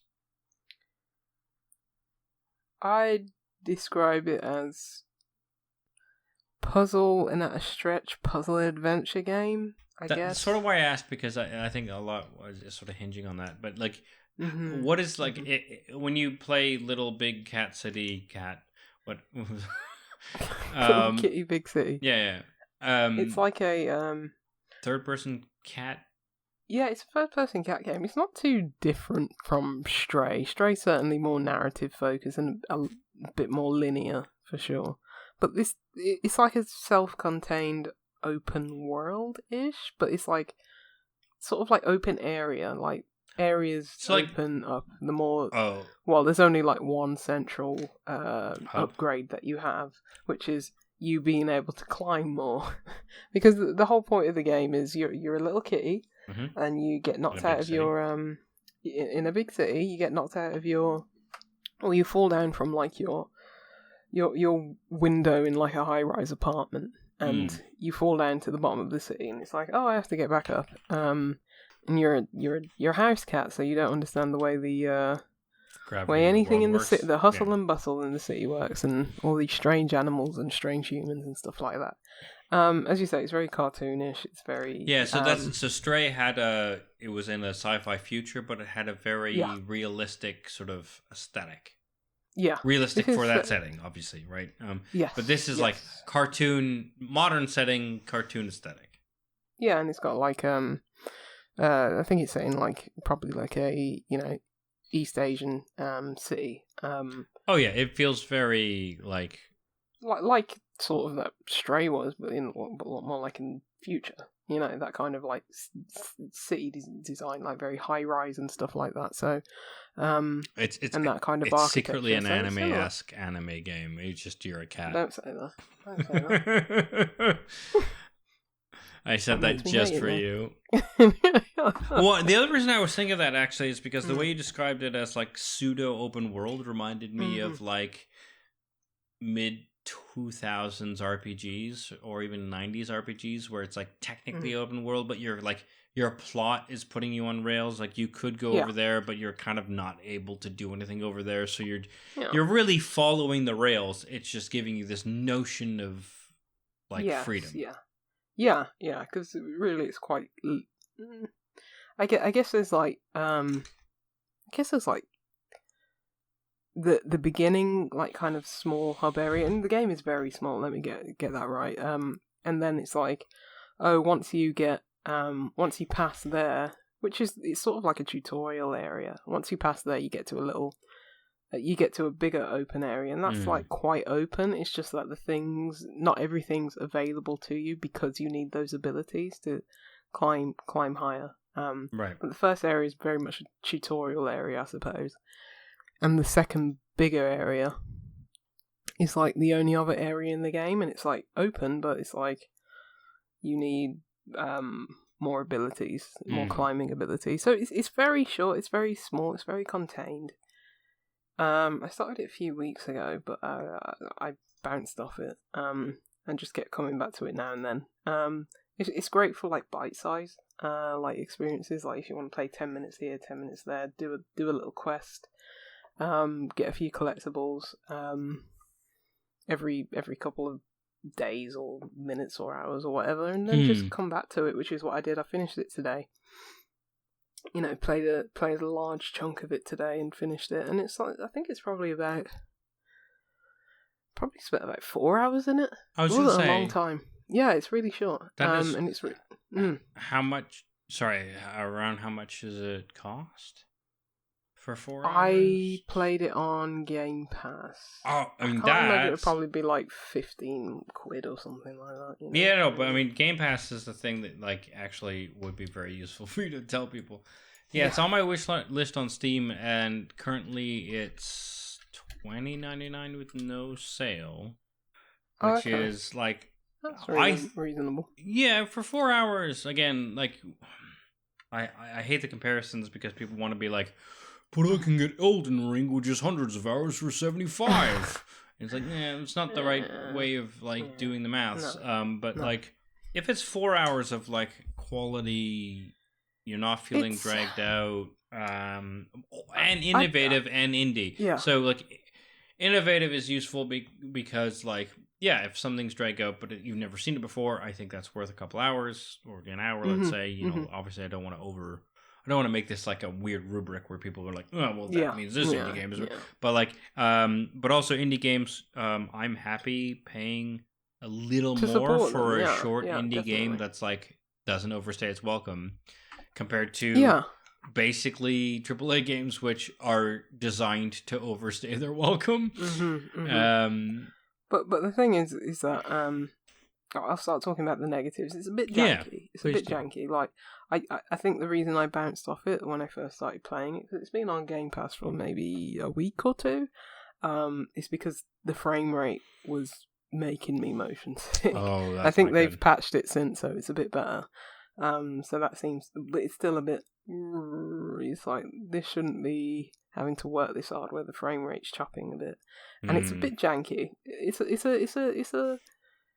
a mostly lovable jank, but it's a bit of a jank where it's like, I was trying to jump there and the cat didn't jump there, but mostly it's fine. Like I didn't come across any like quest breaking bugs or anything like that. I fell through the world once or twice, but it just respawned me where I was. So it's a charming jank, not a frustrating jank overall. But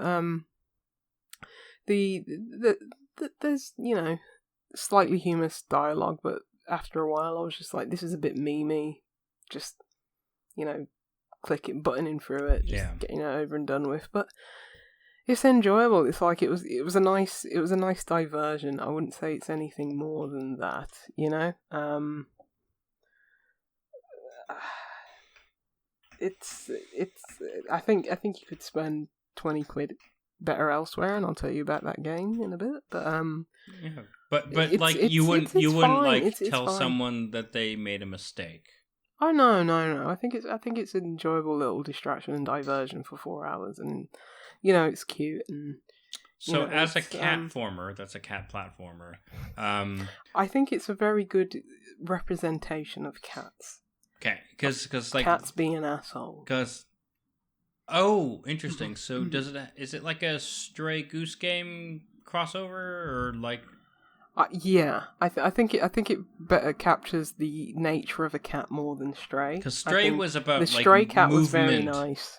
Movement as a cat, but not like life as a cat. Yeah. Well, that's not true. There was this like half hour where it seemed like it was, and then they like threw that out for sci-fi plot. Yeah. Which is where... And that cat seemed very helpful, whereas this cat is doesn't care, and he's just being a cat. Has no perception of anything. You hear that? Especially being a house cat. Yeah. And, you know, I think it gets more to the nature of a cat, like just napping anywhere.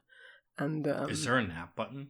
And yes. And there are special nap places. I think there's 7 in total that you can find out the world, and they are like kind of funny, where a cat would choose to nap. And you know, they just run in front of you and tangle your feet like this cat does. And yeah, I think more of the nature of a cat is expressed in this game. So it has that. But yeah, it was enjoyable. It's a Game Pass game I think it's the best example of a Game Pass game. Maybe I wouldn't pay for this. I wouldn't be angry if I paid for it at all.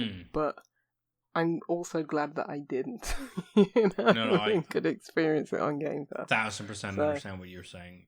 yeah, it toes that line very well. But yeah, I think I'm going to keep actually, going back to it and get all the achievements. So that's actually I'll extend that. one of the things I really like about Games Pass is that it's that. Mm-hmm. It's not it's not getting slightly older big AAA titles or like old school, things that were like huge landmark things. Mm-hmm. It's the like, so like I'm at June 3rd, my like work deadline day. I plan on re-upping my Game Pass because I really want to play through Pentiment.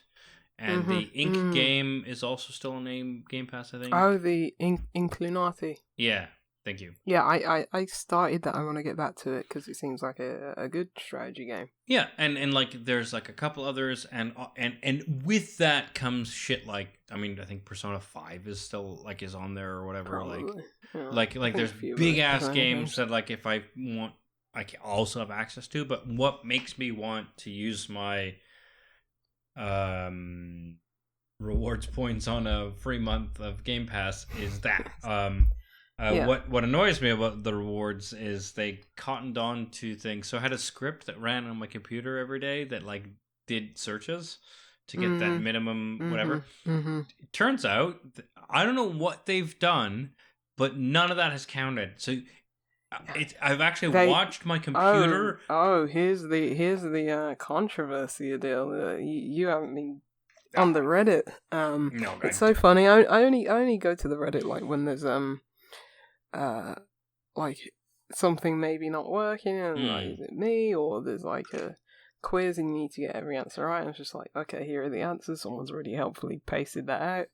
But God, you do way too much of this shit. I just every take time the 40 Reddit points into the up, 50 points on those quizzes. Sorry, continue. I don't go on it often. Yeah. But every time it pops up, every time I do, there's always like, they've nerfed the points, this is horrible, this is awful, and it's just like, and then you see that the inverse where it's like, oh, I guess we shouldn't be complaining because I guess it is 3 points. Here's an appreciation post for Microsoft. It seems like a mess. It's just like, so I only go there like once a month. So and just every time it's like a train wreck. But yes, they have nerfed quite a lot, and there was there's a countdown now on the points, on the search points. So you have to wait like, what is it, like 9 seconds or something like that? That's fine. So what was weird is like when I ran my script in front of my face and nothing happened. Yeah. But then if I, in a different window, did a search, it would give me the 3 points. And I was like, fuck, how do you know that I'm making a script is executing this versus me doing it? I think they were clamping down on stuff like that. You're lucky your account wasn't banned, basically, because people just got the ban hammer like out of nowhere. So, I mean, I'm not doing anything. Like it was, it just didn't accrue. And I was like, okay, well then, I don't care enough. I'm never going to be the guy between the ADHD and like a life.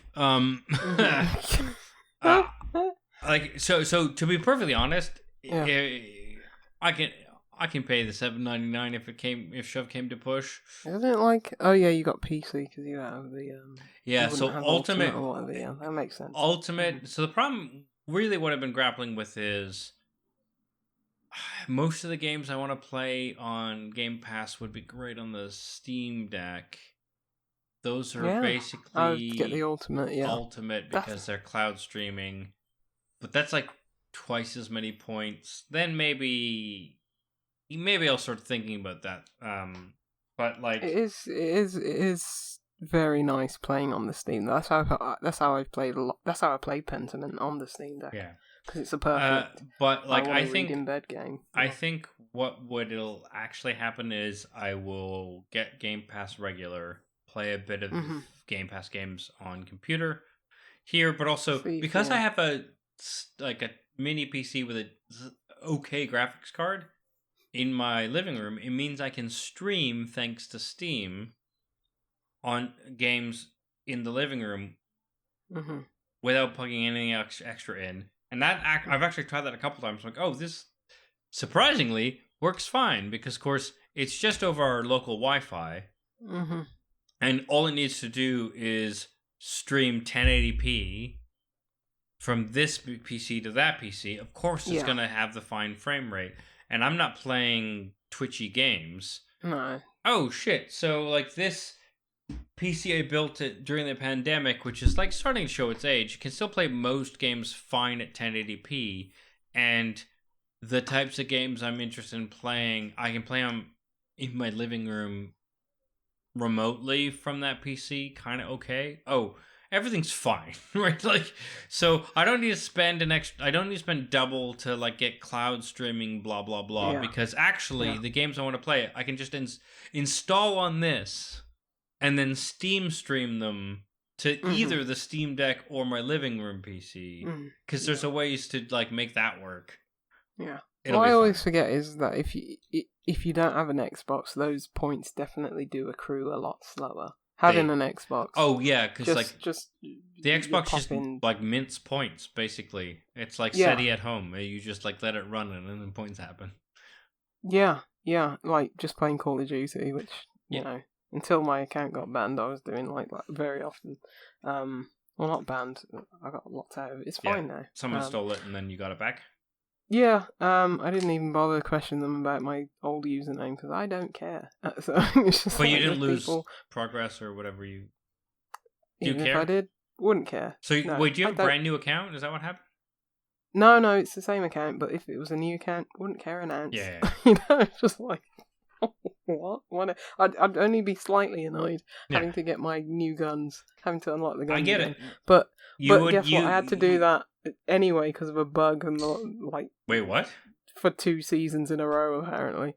There was a bug that was like it didn't unlock. It didn't carry over your unlocks season to season.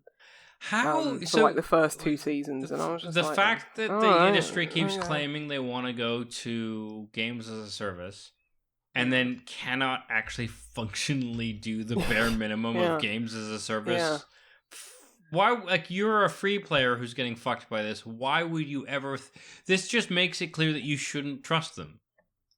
Exactly. No. I think I googled it once and was like, "Oh, there's this error." I was like, "All right, I'll just pick another gun, then I'll just reopen them all." And so I've got whatever. I really don't care. It's a distraction, not a lifestyle like some people treat Call of Duty.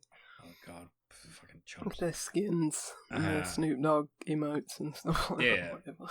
Look, like, I can make Nicki Minaj emote like she was Snoop Dogg. Like whatever, man. I'm top of the leaderboard every single time. It doesn't even matter what gun. Yeah, because it turns out Nicki Minaj emoting as Snoop Dogg doesn't change your KD ratio.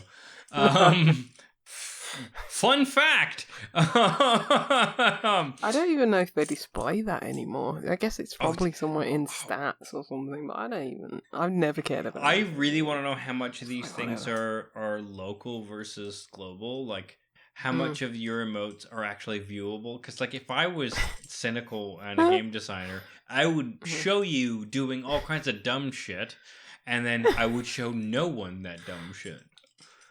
Yeah, Unless I thought that weird. You seeing that emote would make you want to buy that emote, and then for a small window of time, I would make everyone emote that emote regardless of what they were doing. This is me being cynical game developer. It's when you I think you attack someone from behind stealthily and knife them in the back or something like that.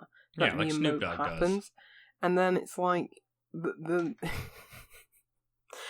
maps that I play on, it's like halfway through that animation it just stops because they get killed, and then that's just carry on. Normal. It is annoying when it's like I have to watch this emote. Okay, well, yeah, cool.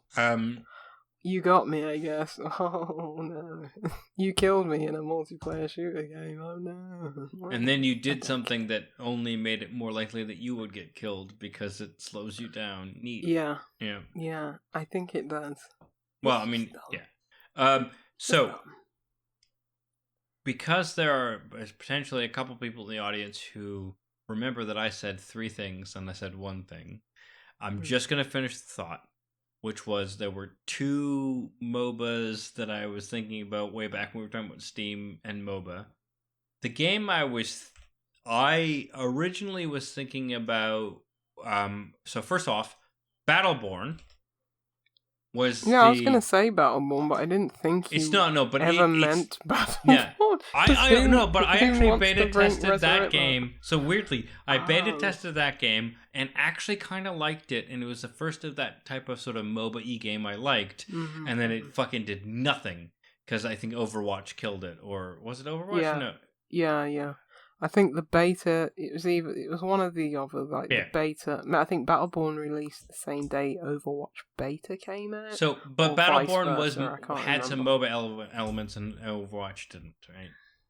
But Battleborn just went nowhere, and it was sad because I actually liked the gameplay. I thought it was a neat balance. There were really cool classes, and none of them mattered. But the game I was thinking of was Epic's Paragon. You remember that fucking thing? Yeah. It was literally a MOBA with lanes and mob. No, it got cancelled. No, but then fans, the Epic gave the green light for fans to resurrect it, or maybe just take the assets and I don't know, maybe the servers were still up. I know I'm pretty sure there was something in the news about Paragon recently. Okay, well, like the last 3 or 4 months. Okay, then that's very different, because I remember it like. Yeah, after Fortnite got popular, they got canned. But I think they were like, everything's open source now or something. Yeah, hold on a second. This is super interesting. Or here are the assets, go crazy, something. Paragon the Overprime was a game that launched from Paragon. So Paragon launched. Sorry, I'm now reading an article on PC Gamer, so forgive me for being a bit obtuse. It launched in 2016 into early access. This is when I played it, and then because of Fortnite, Epic pulls the plug in 2018. This is the story. I know it dies. Then people got the permission of Epic to make Paragon the Overprime a free-to-play team-based action MOBA in December 2022. This is what you're talking about. Guess what happened in April 22nd, 2024? Got closed down. It got fucking shuttered. Since early access, Paragon the Overprime, which is the reboot using the assets but not the actual people of the original one, has been a work in progress. As we've continued to explore, iterate, and think about different ways to meet our warriors' expectations, the studios announced today. After careful consideration, we concluded we will not be able to provide a stable and satisfying service moving forward, so we've made the decision to end it Monday, April 22nd, 2024. So... it got it got rebooted like 4 years after it came out, where it basically was like barely alive for 2. I swear I saw something in the news recently about Paragon. Yeah, Maybe I'm wrong. April 22nd, 2024 is when it got shuttered. So you probably saw this. So that's what it was. Yeah. Okay. It was a shuttering. Okay. But I had no idea that in 2022 it got resurrected. Yeah. Okay, so those were my 2 points of like. So this is why I wanted to bring this up was because Battleborn and Paragon got fucking annihilated by Overwatch and Fortnite. And somehow Valve is making something that looks more like Battleborn and Paragon than Overwatch and Fortnite. They knew which was the real good game. Fucking wild. Yeah. Anyway, that's the end of news segment that started at an hour ago. Over an hour ago. Yeah. I just wanted to cap that. But so you played Kitty City Little Titty. What is it called? Sorry. Little Kitty Big City. Yeah. And once I start Game Pass, I'll probably play it. I think you've convinced me that it's a good Game Pass game, and you've also convinced me that if I don't get Game Pass, I probably will never play it. Yeah, basically. But that's not the only game you've played recently, yeah? No, and I'll just briefly touch upon these because I'm not finished with either of them. I bought and played Animal Well, which is the Metroidvania. The pixel art, very pretty pixel art Metroidvania. It's very good. What's good about it, I think, and that stands out the most, is just like a lot of Metroidvanias are just very. They have the formula. They have the Metroid formula, and a lot of them just kind of adhere to that and don't really take many big swings or many big risks. Yep. Because I think people like that as a comfort. It's like, oh, okay, I'm gonna unlock my double jump. I'm gonna unlock my grapple or something like that. It's like, very familiar. Whereas this, it just throws out, a lot of the common mechanics that you'd find in a Metroidvania and goes for something that's completely different. It's a very different and weird world. It's really striking, lovely pixel art, and it's set in a world with like all these creepy, spooky animals. So it's got that kind of like isolation. That's what I love about Metroidvania. Is just like you're in a world that's very unfamiliar, going into unknown territories, like that kind of like spooky atmosphere. This has that in spades, but it also brings in so many different new mechanics. It's like, oh, I've never seen this before, and then it's just that revelation. Those constant revelations throughout the game of like, oh, this ability, it not only has this use, I can use it for that as well, and that unlocks, that enables me to get to other places and unlock other secrets and stuff like that. And it's like, if you have a double jump, it's like, okay, I can reach higher places with a double jump. This game, throws that out the window and just goes for completely new and different mechanics. And it's all those little revelations constantly throughout the game. It's really smart. It's really neat. In terms of like the overall pantheon of like Metroidvanias, I don't think I'd rate this one so high as like people have like said it in like hushed tones, like this is the best Metroidvania ever made after Hollow Knight, obviously. But it's just like, yeah, I think it's very, very, very good. But it's not like, for example, like Metroid Dread, which is the Metroid game. Okay, Metroid games have to adhere to that kind of standard, so you're going to get the double jump, you're going to get the like this suit, that suit, the other suit. Even though Metroid Dread did it in a completely, in an order that you wouldn't expect, like the double jump or whatever, or this kind of ability, you didn't get it till like very late in the game. So I was like, that was different, but it's like, oh, it's still adhering to the typical Metroid path, kind of formula. But it's like, the combat in that game, even though the like kind of exploration's not up there with other Metroid games, it's like, oh, I'd still probably maybe put Animal Well maybe underneath that as an overall package or whatever. But, interesting. But in terms of like the as I say, it's the revelations in that game and the different mechanics that makes it a good Metroidvania. I don't know if it's like, because there's not really any combat. It's mostly, in fact, it's all exploration. You're mainly just dodging things and evading things. There's no actual combat to speak of. It's more traversal and exploration, so it's lacking there. But in terms of that, like ways to traverse and ways to find new ways of exploring, it's definitely up there. So it's just doing a different thing, really. So right, it's maybe a bit unfair to compare it to like your typical Metroidvania, but I got the like first ending, saw credits, I think on Monday or something like that. And with every good Metroidvania, it's like, okay, this isn't the real ending. You got to do all the collectibles and stuff like that to get to see what's next. So it's like I've set it down because it's like, okay, I need to G myself up to, get all the collectibles, and it's like, okay, that's going to be an undertaking, so I'll set it down for now. But in terms of where I'm at with it now, it's very good. Very, very, very good. I think people are going absolutely gaga for it. I'm not quite there. Maybe after I... apparently there's like 3 different layers or something like that. I've just finished the first one.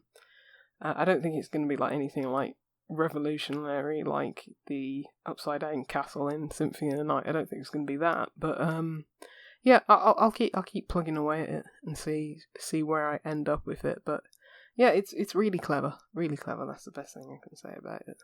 Sounds grand. I think me playing is it Lorelei and the Laser Eyes? Oh, I'm so fucking jealous of you playing that game. Yeah, when I was saying, like, I think your £20 will be better put elsewhere, I think it will be this game. This is... Yeah. It's good. I'm still playing. I think I'm 21 hours in, probably because I'm stupid. Really? Yeah, probably because I'm dumb, and I don't get... There's like verbal reasoning puzzles in it, like I'm back sitting my 11 plus for school, and it's like, yeah, I don't know if I'm dumb. I don't know what the average playtime is. It's probably like 10 hours. I mean, it's barely been released, right? Like, you got last week. Yeah. Nah, yeah, I just bought it. I was just like... Oh, so yeah, it got released May 16th, and it looks like... How Long to Beat has like 12 people having played it, and their average is 16 hours. Yeah, I'm dumb. So I'm below average. Yeah, but like, if it's... I think... Well, if it's a game that you want, like, that entices you to explore, then being below average means you're doing it right. Right? Because there are people who rush games, and, like, if it's a...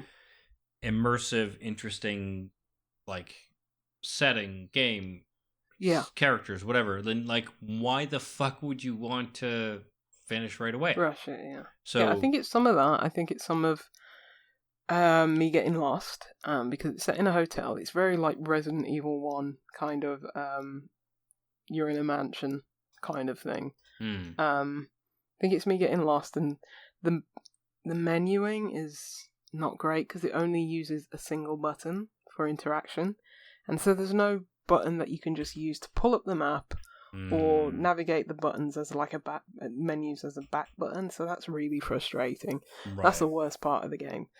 Other than that, I think it's excellent. The puzzles are all over the place, like different kinds of puzzles. A lot of them are very cerebral. A lot of them require some outside thinking. A lot of them require some maths and stuff like that, so it's all over the shop. It's very well balanced in terms of the puzzle types, and it's one of those puzzle games where where you're not just like locked into one path, and like if you can't figure something out, then that's you're at an impasse and you can't progress beyond that.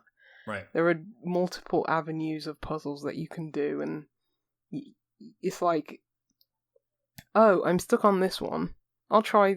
I know I've got this, like, key or something like that. I can unlock this door. I'll go down that path and see what's behind there, and then that might, trigger my brain to thinking, oh, this is how this puzzle that I got stuck on before. Oh, that's how that works. So this game is full of revelations as well. So, right. And it's like, oh, I didn't realise I could do that, or that's what that meant, and this and that, and it's like... I think the game, opens up and it gives you the instructions, and I think the most important instruction is to realise that you do not have the information for everything straight away. You may encounter something very early on in the game that doesn't have a solution till the very late game or the mid game or something like that, and it's like, don't sweat it. You have, I can't remember what the game calls it. Basically, your mind palace, where I think it's introspection or something like that, where it's logging. Yeah, it's logging everything, like everything that you see, in a really good way. I can't remember what was the game that me and Ben played, and we were saying that, oh, I wish it was it Botany Manor, where it's like you see all these things, you read all these notes, all these letters, everything, and it's like it doesn't log it in like a menu, in like a journal or anything, and it's like, oh, I have to go back. Where did I see that note? Let me go walk back to it. Whereas this game, everything that you see, it gets logged in a series of menus. So it's like you can refer back to that information at any time that you want, which is really useful, and really helps the game because, as I say, there's a lot of information, there's a lot of moving parts, there's a lot of puzzles that are happening simultaneously and in parallel. So it would be easy to forget, what did I see in that room, what did I see? It logs it all, so that's helpful. And it logs it in a place that you can get it on the fly, because that was the problem with it's just in a menu. Manor. It was like it logged it with respect to like a room, but you had to go back to the room to read the thing. Yeah. Whereas this is just you press the one interactable button there is, and it's like it brings up all those menus and all that information is there. Right. So yeah, it's and so yeah, you can go to multiple different avenues of sort of different puzzles, and it's like, yeah, always know that if you encounter something, you're like, what is this? I think having that in the back of your head, knowing that it's like, I may not have all the information at this time, I'll come back to it, and then usually, naturally, you'll understand when you can solve that puzzle because the game will feed you back that information. So it's really well designed. Like the flow of it is like I haven't been stuck too much, and like a lot of the puzzles are randomized, so it's very hard to look up a walkthrough. Right. And I haven't had to, but in the few times that I have, there have been like, oh, okay, Lucy, you're dumb. But there have been like, how did you expect me to come to that conclusion? But those moments are extremely rare. I'd say 95% of the puzzles that I've encountered so far are inferable, or yes, they require some outside thinking, but I've been able to do it. Yeah. So that's inferable, I think, in the wider scope. Yeah. And it also says, like, write things down, and I've got, like, a whole book of writing stuff down. So it's one of those games which we love. I was just saying, so one thing that, like, Case of the Golden Idol, especially the DLCs, really brought me to was, like, I can't just put all this in my buffer. One of my complaints about one of the DLCs was it had ambiguity, where the previous game just was like, if you have all the facts, it'll be very clear. I'm okay with the Switch in the sense of I like innovation, but there's no way we could even figured out one or the other version if I hadn't started writing things down. And I've just forgot how nice it felt to play a game which necessitated being human in a world playing a game, if that makes sense. And I think that's why in our previous Balatro conversation about like one of the reviews that was like, hey, why don't you just tell people what the numbers are? And it's like, the game maker's toolkit. Right. And one of the reasons I was so adamant against it was because, like, if I wanted to do that, I could do that, and that would give me an interesting sort of embodied approach to the game. The game doesn't require me to do that, but like, I don't want the game to keep more of me on the screen, just in case I want to play it in this way, because playing it in this way I can do by writing things down or grabbing a calculator, and like there's something to be said about reminding ourselves that we're humans doing a thing and not generic input machines. And this Lorelei definitely keeps you within the game and not looking elsewhere, and in your like notebook, which is a nice. I really like games that require you to do some note taking, because it feels like you are puzzle solving. It feels like it makes the revelations even better, and the solutions when you happen upon them really satisfying. And it's just got like a really cool art style and vibe. Like the art style is like grayscale with a bit of red, and it's got like really spooky vibes. It's like Resident Evil in that sense, and then you know, you got that certain level of, you know, spookiness and ambiguity and uncertainty and right, the red is so striking now. Sorry, it just took me a second to remember what it looked like, because it's like almost it's black and it's monochrome, but with an eye to a stylized realism, right? So like you will have people's clothes will have like the appearance of being draped and having shadows, etc., but they probably won't react to the environment in photorealistic ways. They don't like ripple with the slight movements of people. But the whole point is like it's a stylized notion, and then there's like punches of this pinky red. Yes, so it's like a blend, like, because Simogo, the developer, like their last output was Sayonara Wild Hearts, which so I like the character mod. Yeah, so like the closest thing we'll probably get to like a really good space harrier. But it's like you know, the character models are similar to those in that game, but it's like oh yeah, even though Sayonara Wild Hearts were just this very colourful musical affair, it's like oh yeah, these are the guys who did like Year Walk and Device 6, and it's very, you know, off-putting and weird like those games. So it's more like their previous output than, right, you know, Sayonara Wild Hearts. So it's like so yeah, I definitely recommend picking it up. I think you really get on with it. Yeah, I mean it's been on my list, and like was crossing my fingers for a code, just in the sense that we sometimes do. But like as I said in a Facebook group, the main reason I was crossing my fingers for a code, even though I'm in the like a really busy time in my work career, isn't to get it for free, was because I really wanted to play it ASAP, and I knew that the review codes were a basically 100% finished, polished game version of the game. Yeah, and it's which, like, so like I'm happy paying 20 about quid game, for so, it now. It's out, right? Like that's not a thing. The reason why I was hoping to quote unquote review it was because I wanted to play it ASAP, because everything I saw about it was like, this seems like my alley, artistically, aesthetically, game design, length. And I think if it takes 16 hours, that's a reasonable amount of time. But I think you know, a game like this, it's hard to spoil, because like, as I say, like things are randomized, and like maybe like the later revelations in the story or whatever maybe people put up stuff and analysis about that, but in terms of like, there was not really any pre-release material for this game, you know. They didn't shout it from the rooftops. It was just like, it's coming out here it is, dropped, done. And yeah, there hasn't been much said, so I went into it totally blind, and I'm sure you will too, and it's like, yeah.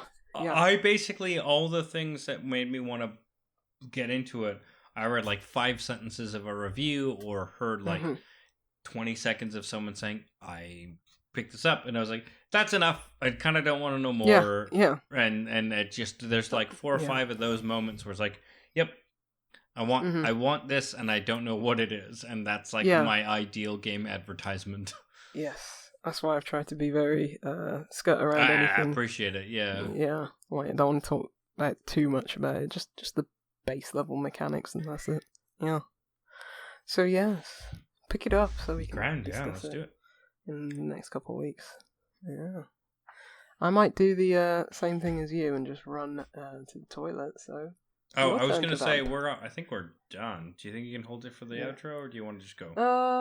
It's fine either way. Yeah, I'll just go. I've got another sip to finish anyway. Yeah, you're good. I'll actually try and figure out why I can't send us to ads from this computer.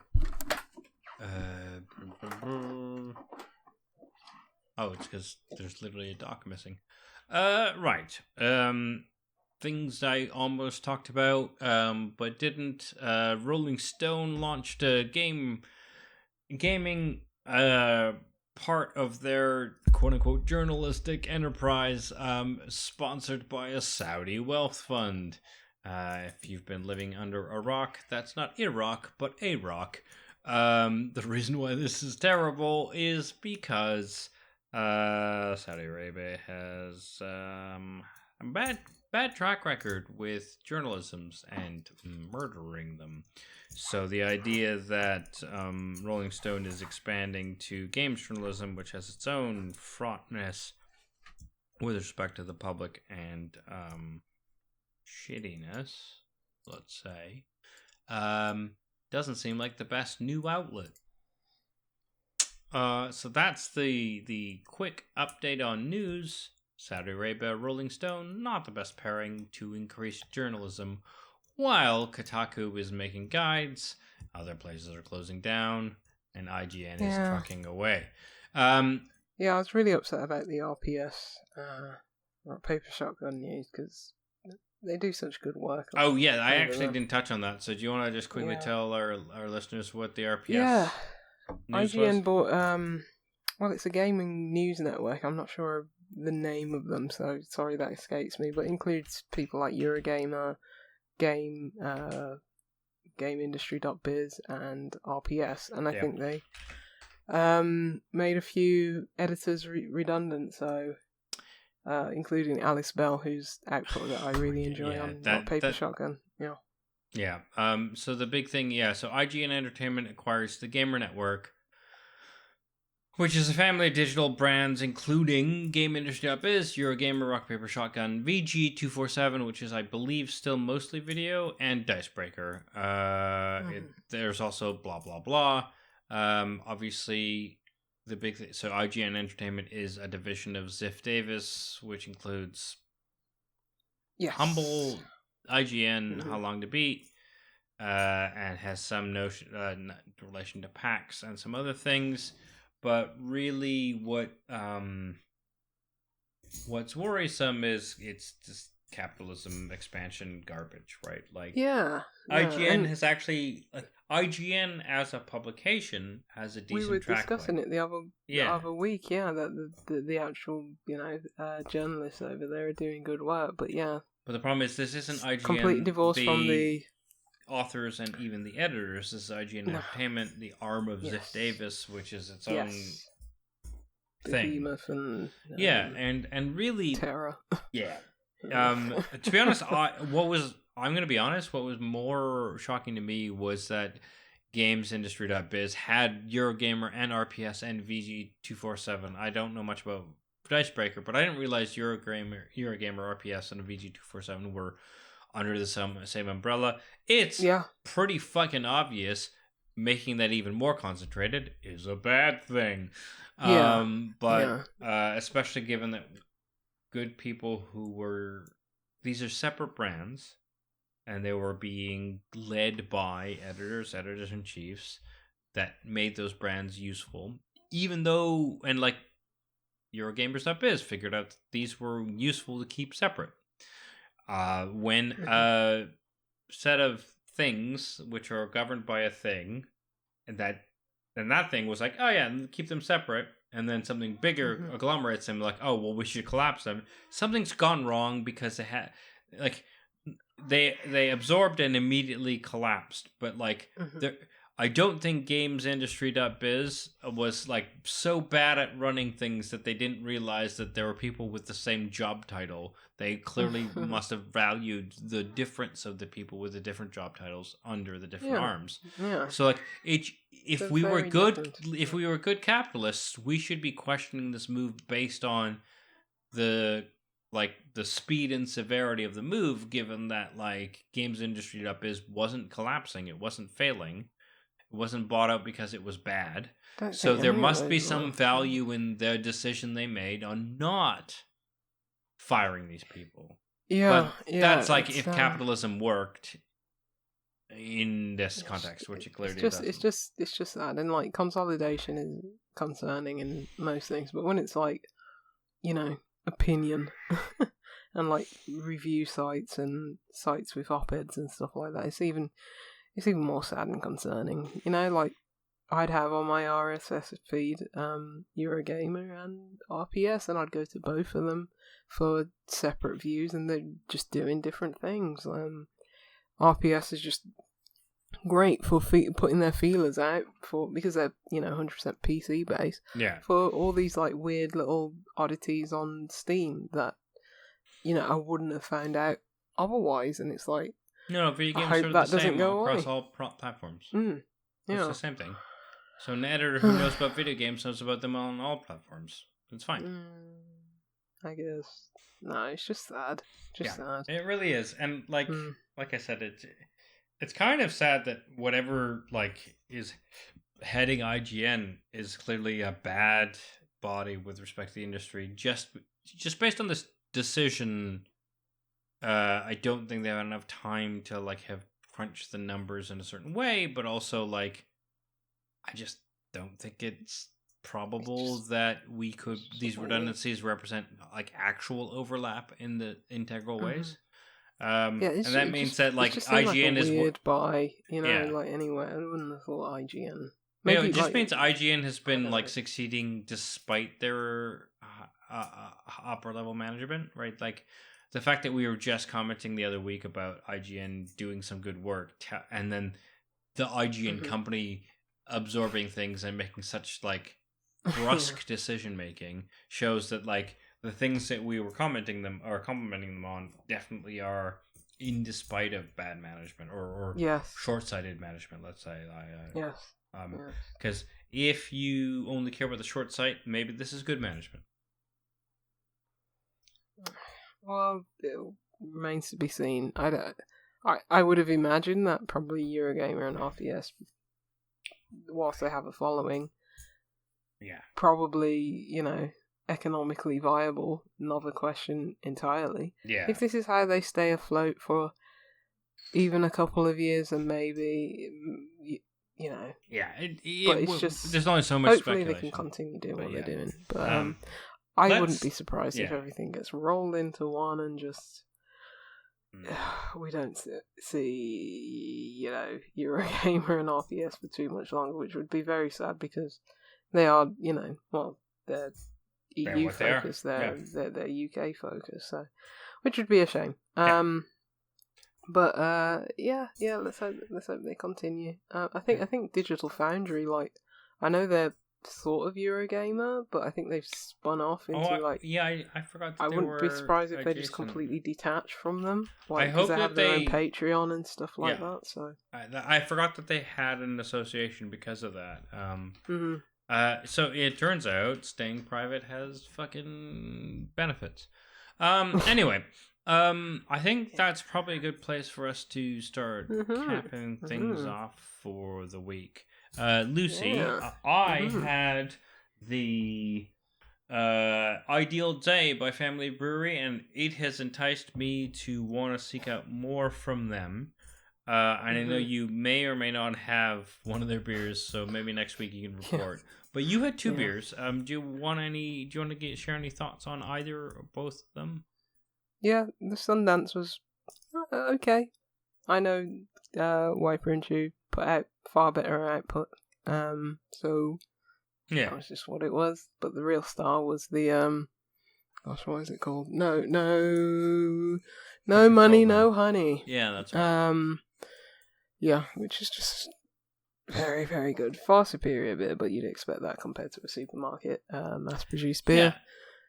It's good. It's good. It's like, it was very tropical, very easy. You could tell the water quality was just excellent. So it just went down very, very well. Nice. I'd buy another one of those in a heartbeat. Very good. Nice. Great. Well, if someone wanted to ask more of your beer opinions, indie game opinions, or opinions on gaming outlets or whatever, how would they contact you? Juicy Loose 9 everywhere except for Call of Duty now. Or your Juicy Loose 10. Oh. That would have been better. I'm just Lucy Y2 now. Y2? Boring. Yeah. I just... Yeah, just... Why not Y2K, 2? I should have done it in Y2K. That would have been... Why not 2 is very good as well. Great. And Ben, who's not here this week, is at Nova_47 on most of the things. You can reach us at Tanked Upcast on, again, most of the socials. Please send us an email at tankedupcast@gmail.com or a note on the socials. Let us know anything about games, excuse me, beers, things we should be seeking out. And everything else. What are your most fervent desires? Yeah. Well, what is your ideal beer to have while gaming? What is your ideal game to have while beering? I'm at the Omniarch, and this has been great. We've been tanked up for one more week. Please let us know. Oh yeah, like, share, subscribe if you're on YouTube. Do the reviews on the podcast catchers of choice. We have kind of stopped our call to actions, but it's important. There has actually been a handful of people who have joined us. Hello, random people. I don't know where you're from, but keep it going. We are now. We appreciate you. We do, and we'd love to hear more about you and what you like or dislike about the podcast. It probably will be exactly the same, because we're old people who are just hanging out with each other and stuck in our ways. But it'd be useful. I forget you're here listening. Yeah. It would be useful for us to know if you're annoyed by X or if you really like it. But yeah, that's us. We've been tanked up for one more week. We'll see you next week. Bye. Ciao. www.outoflives.net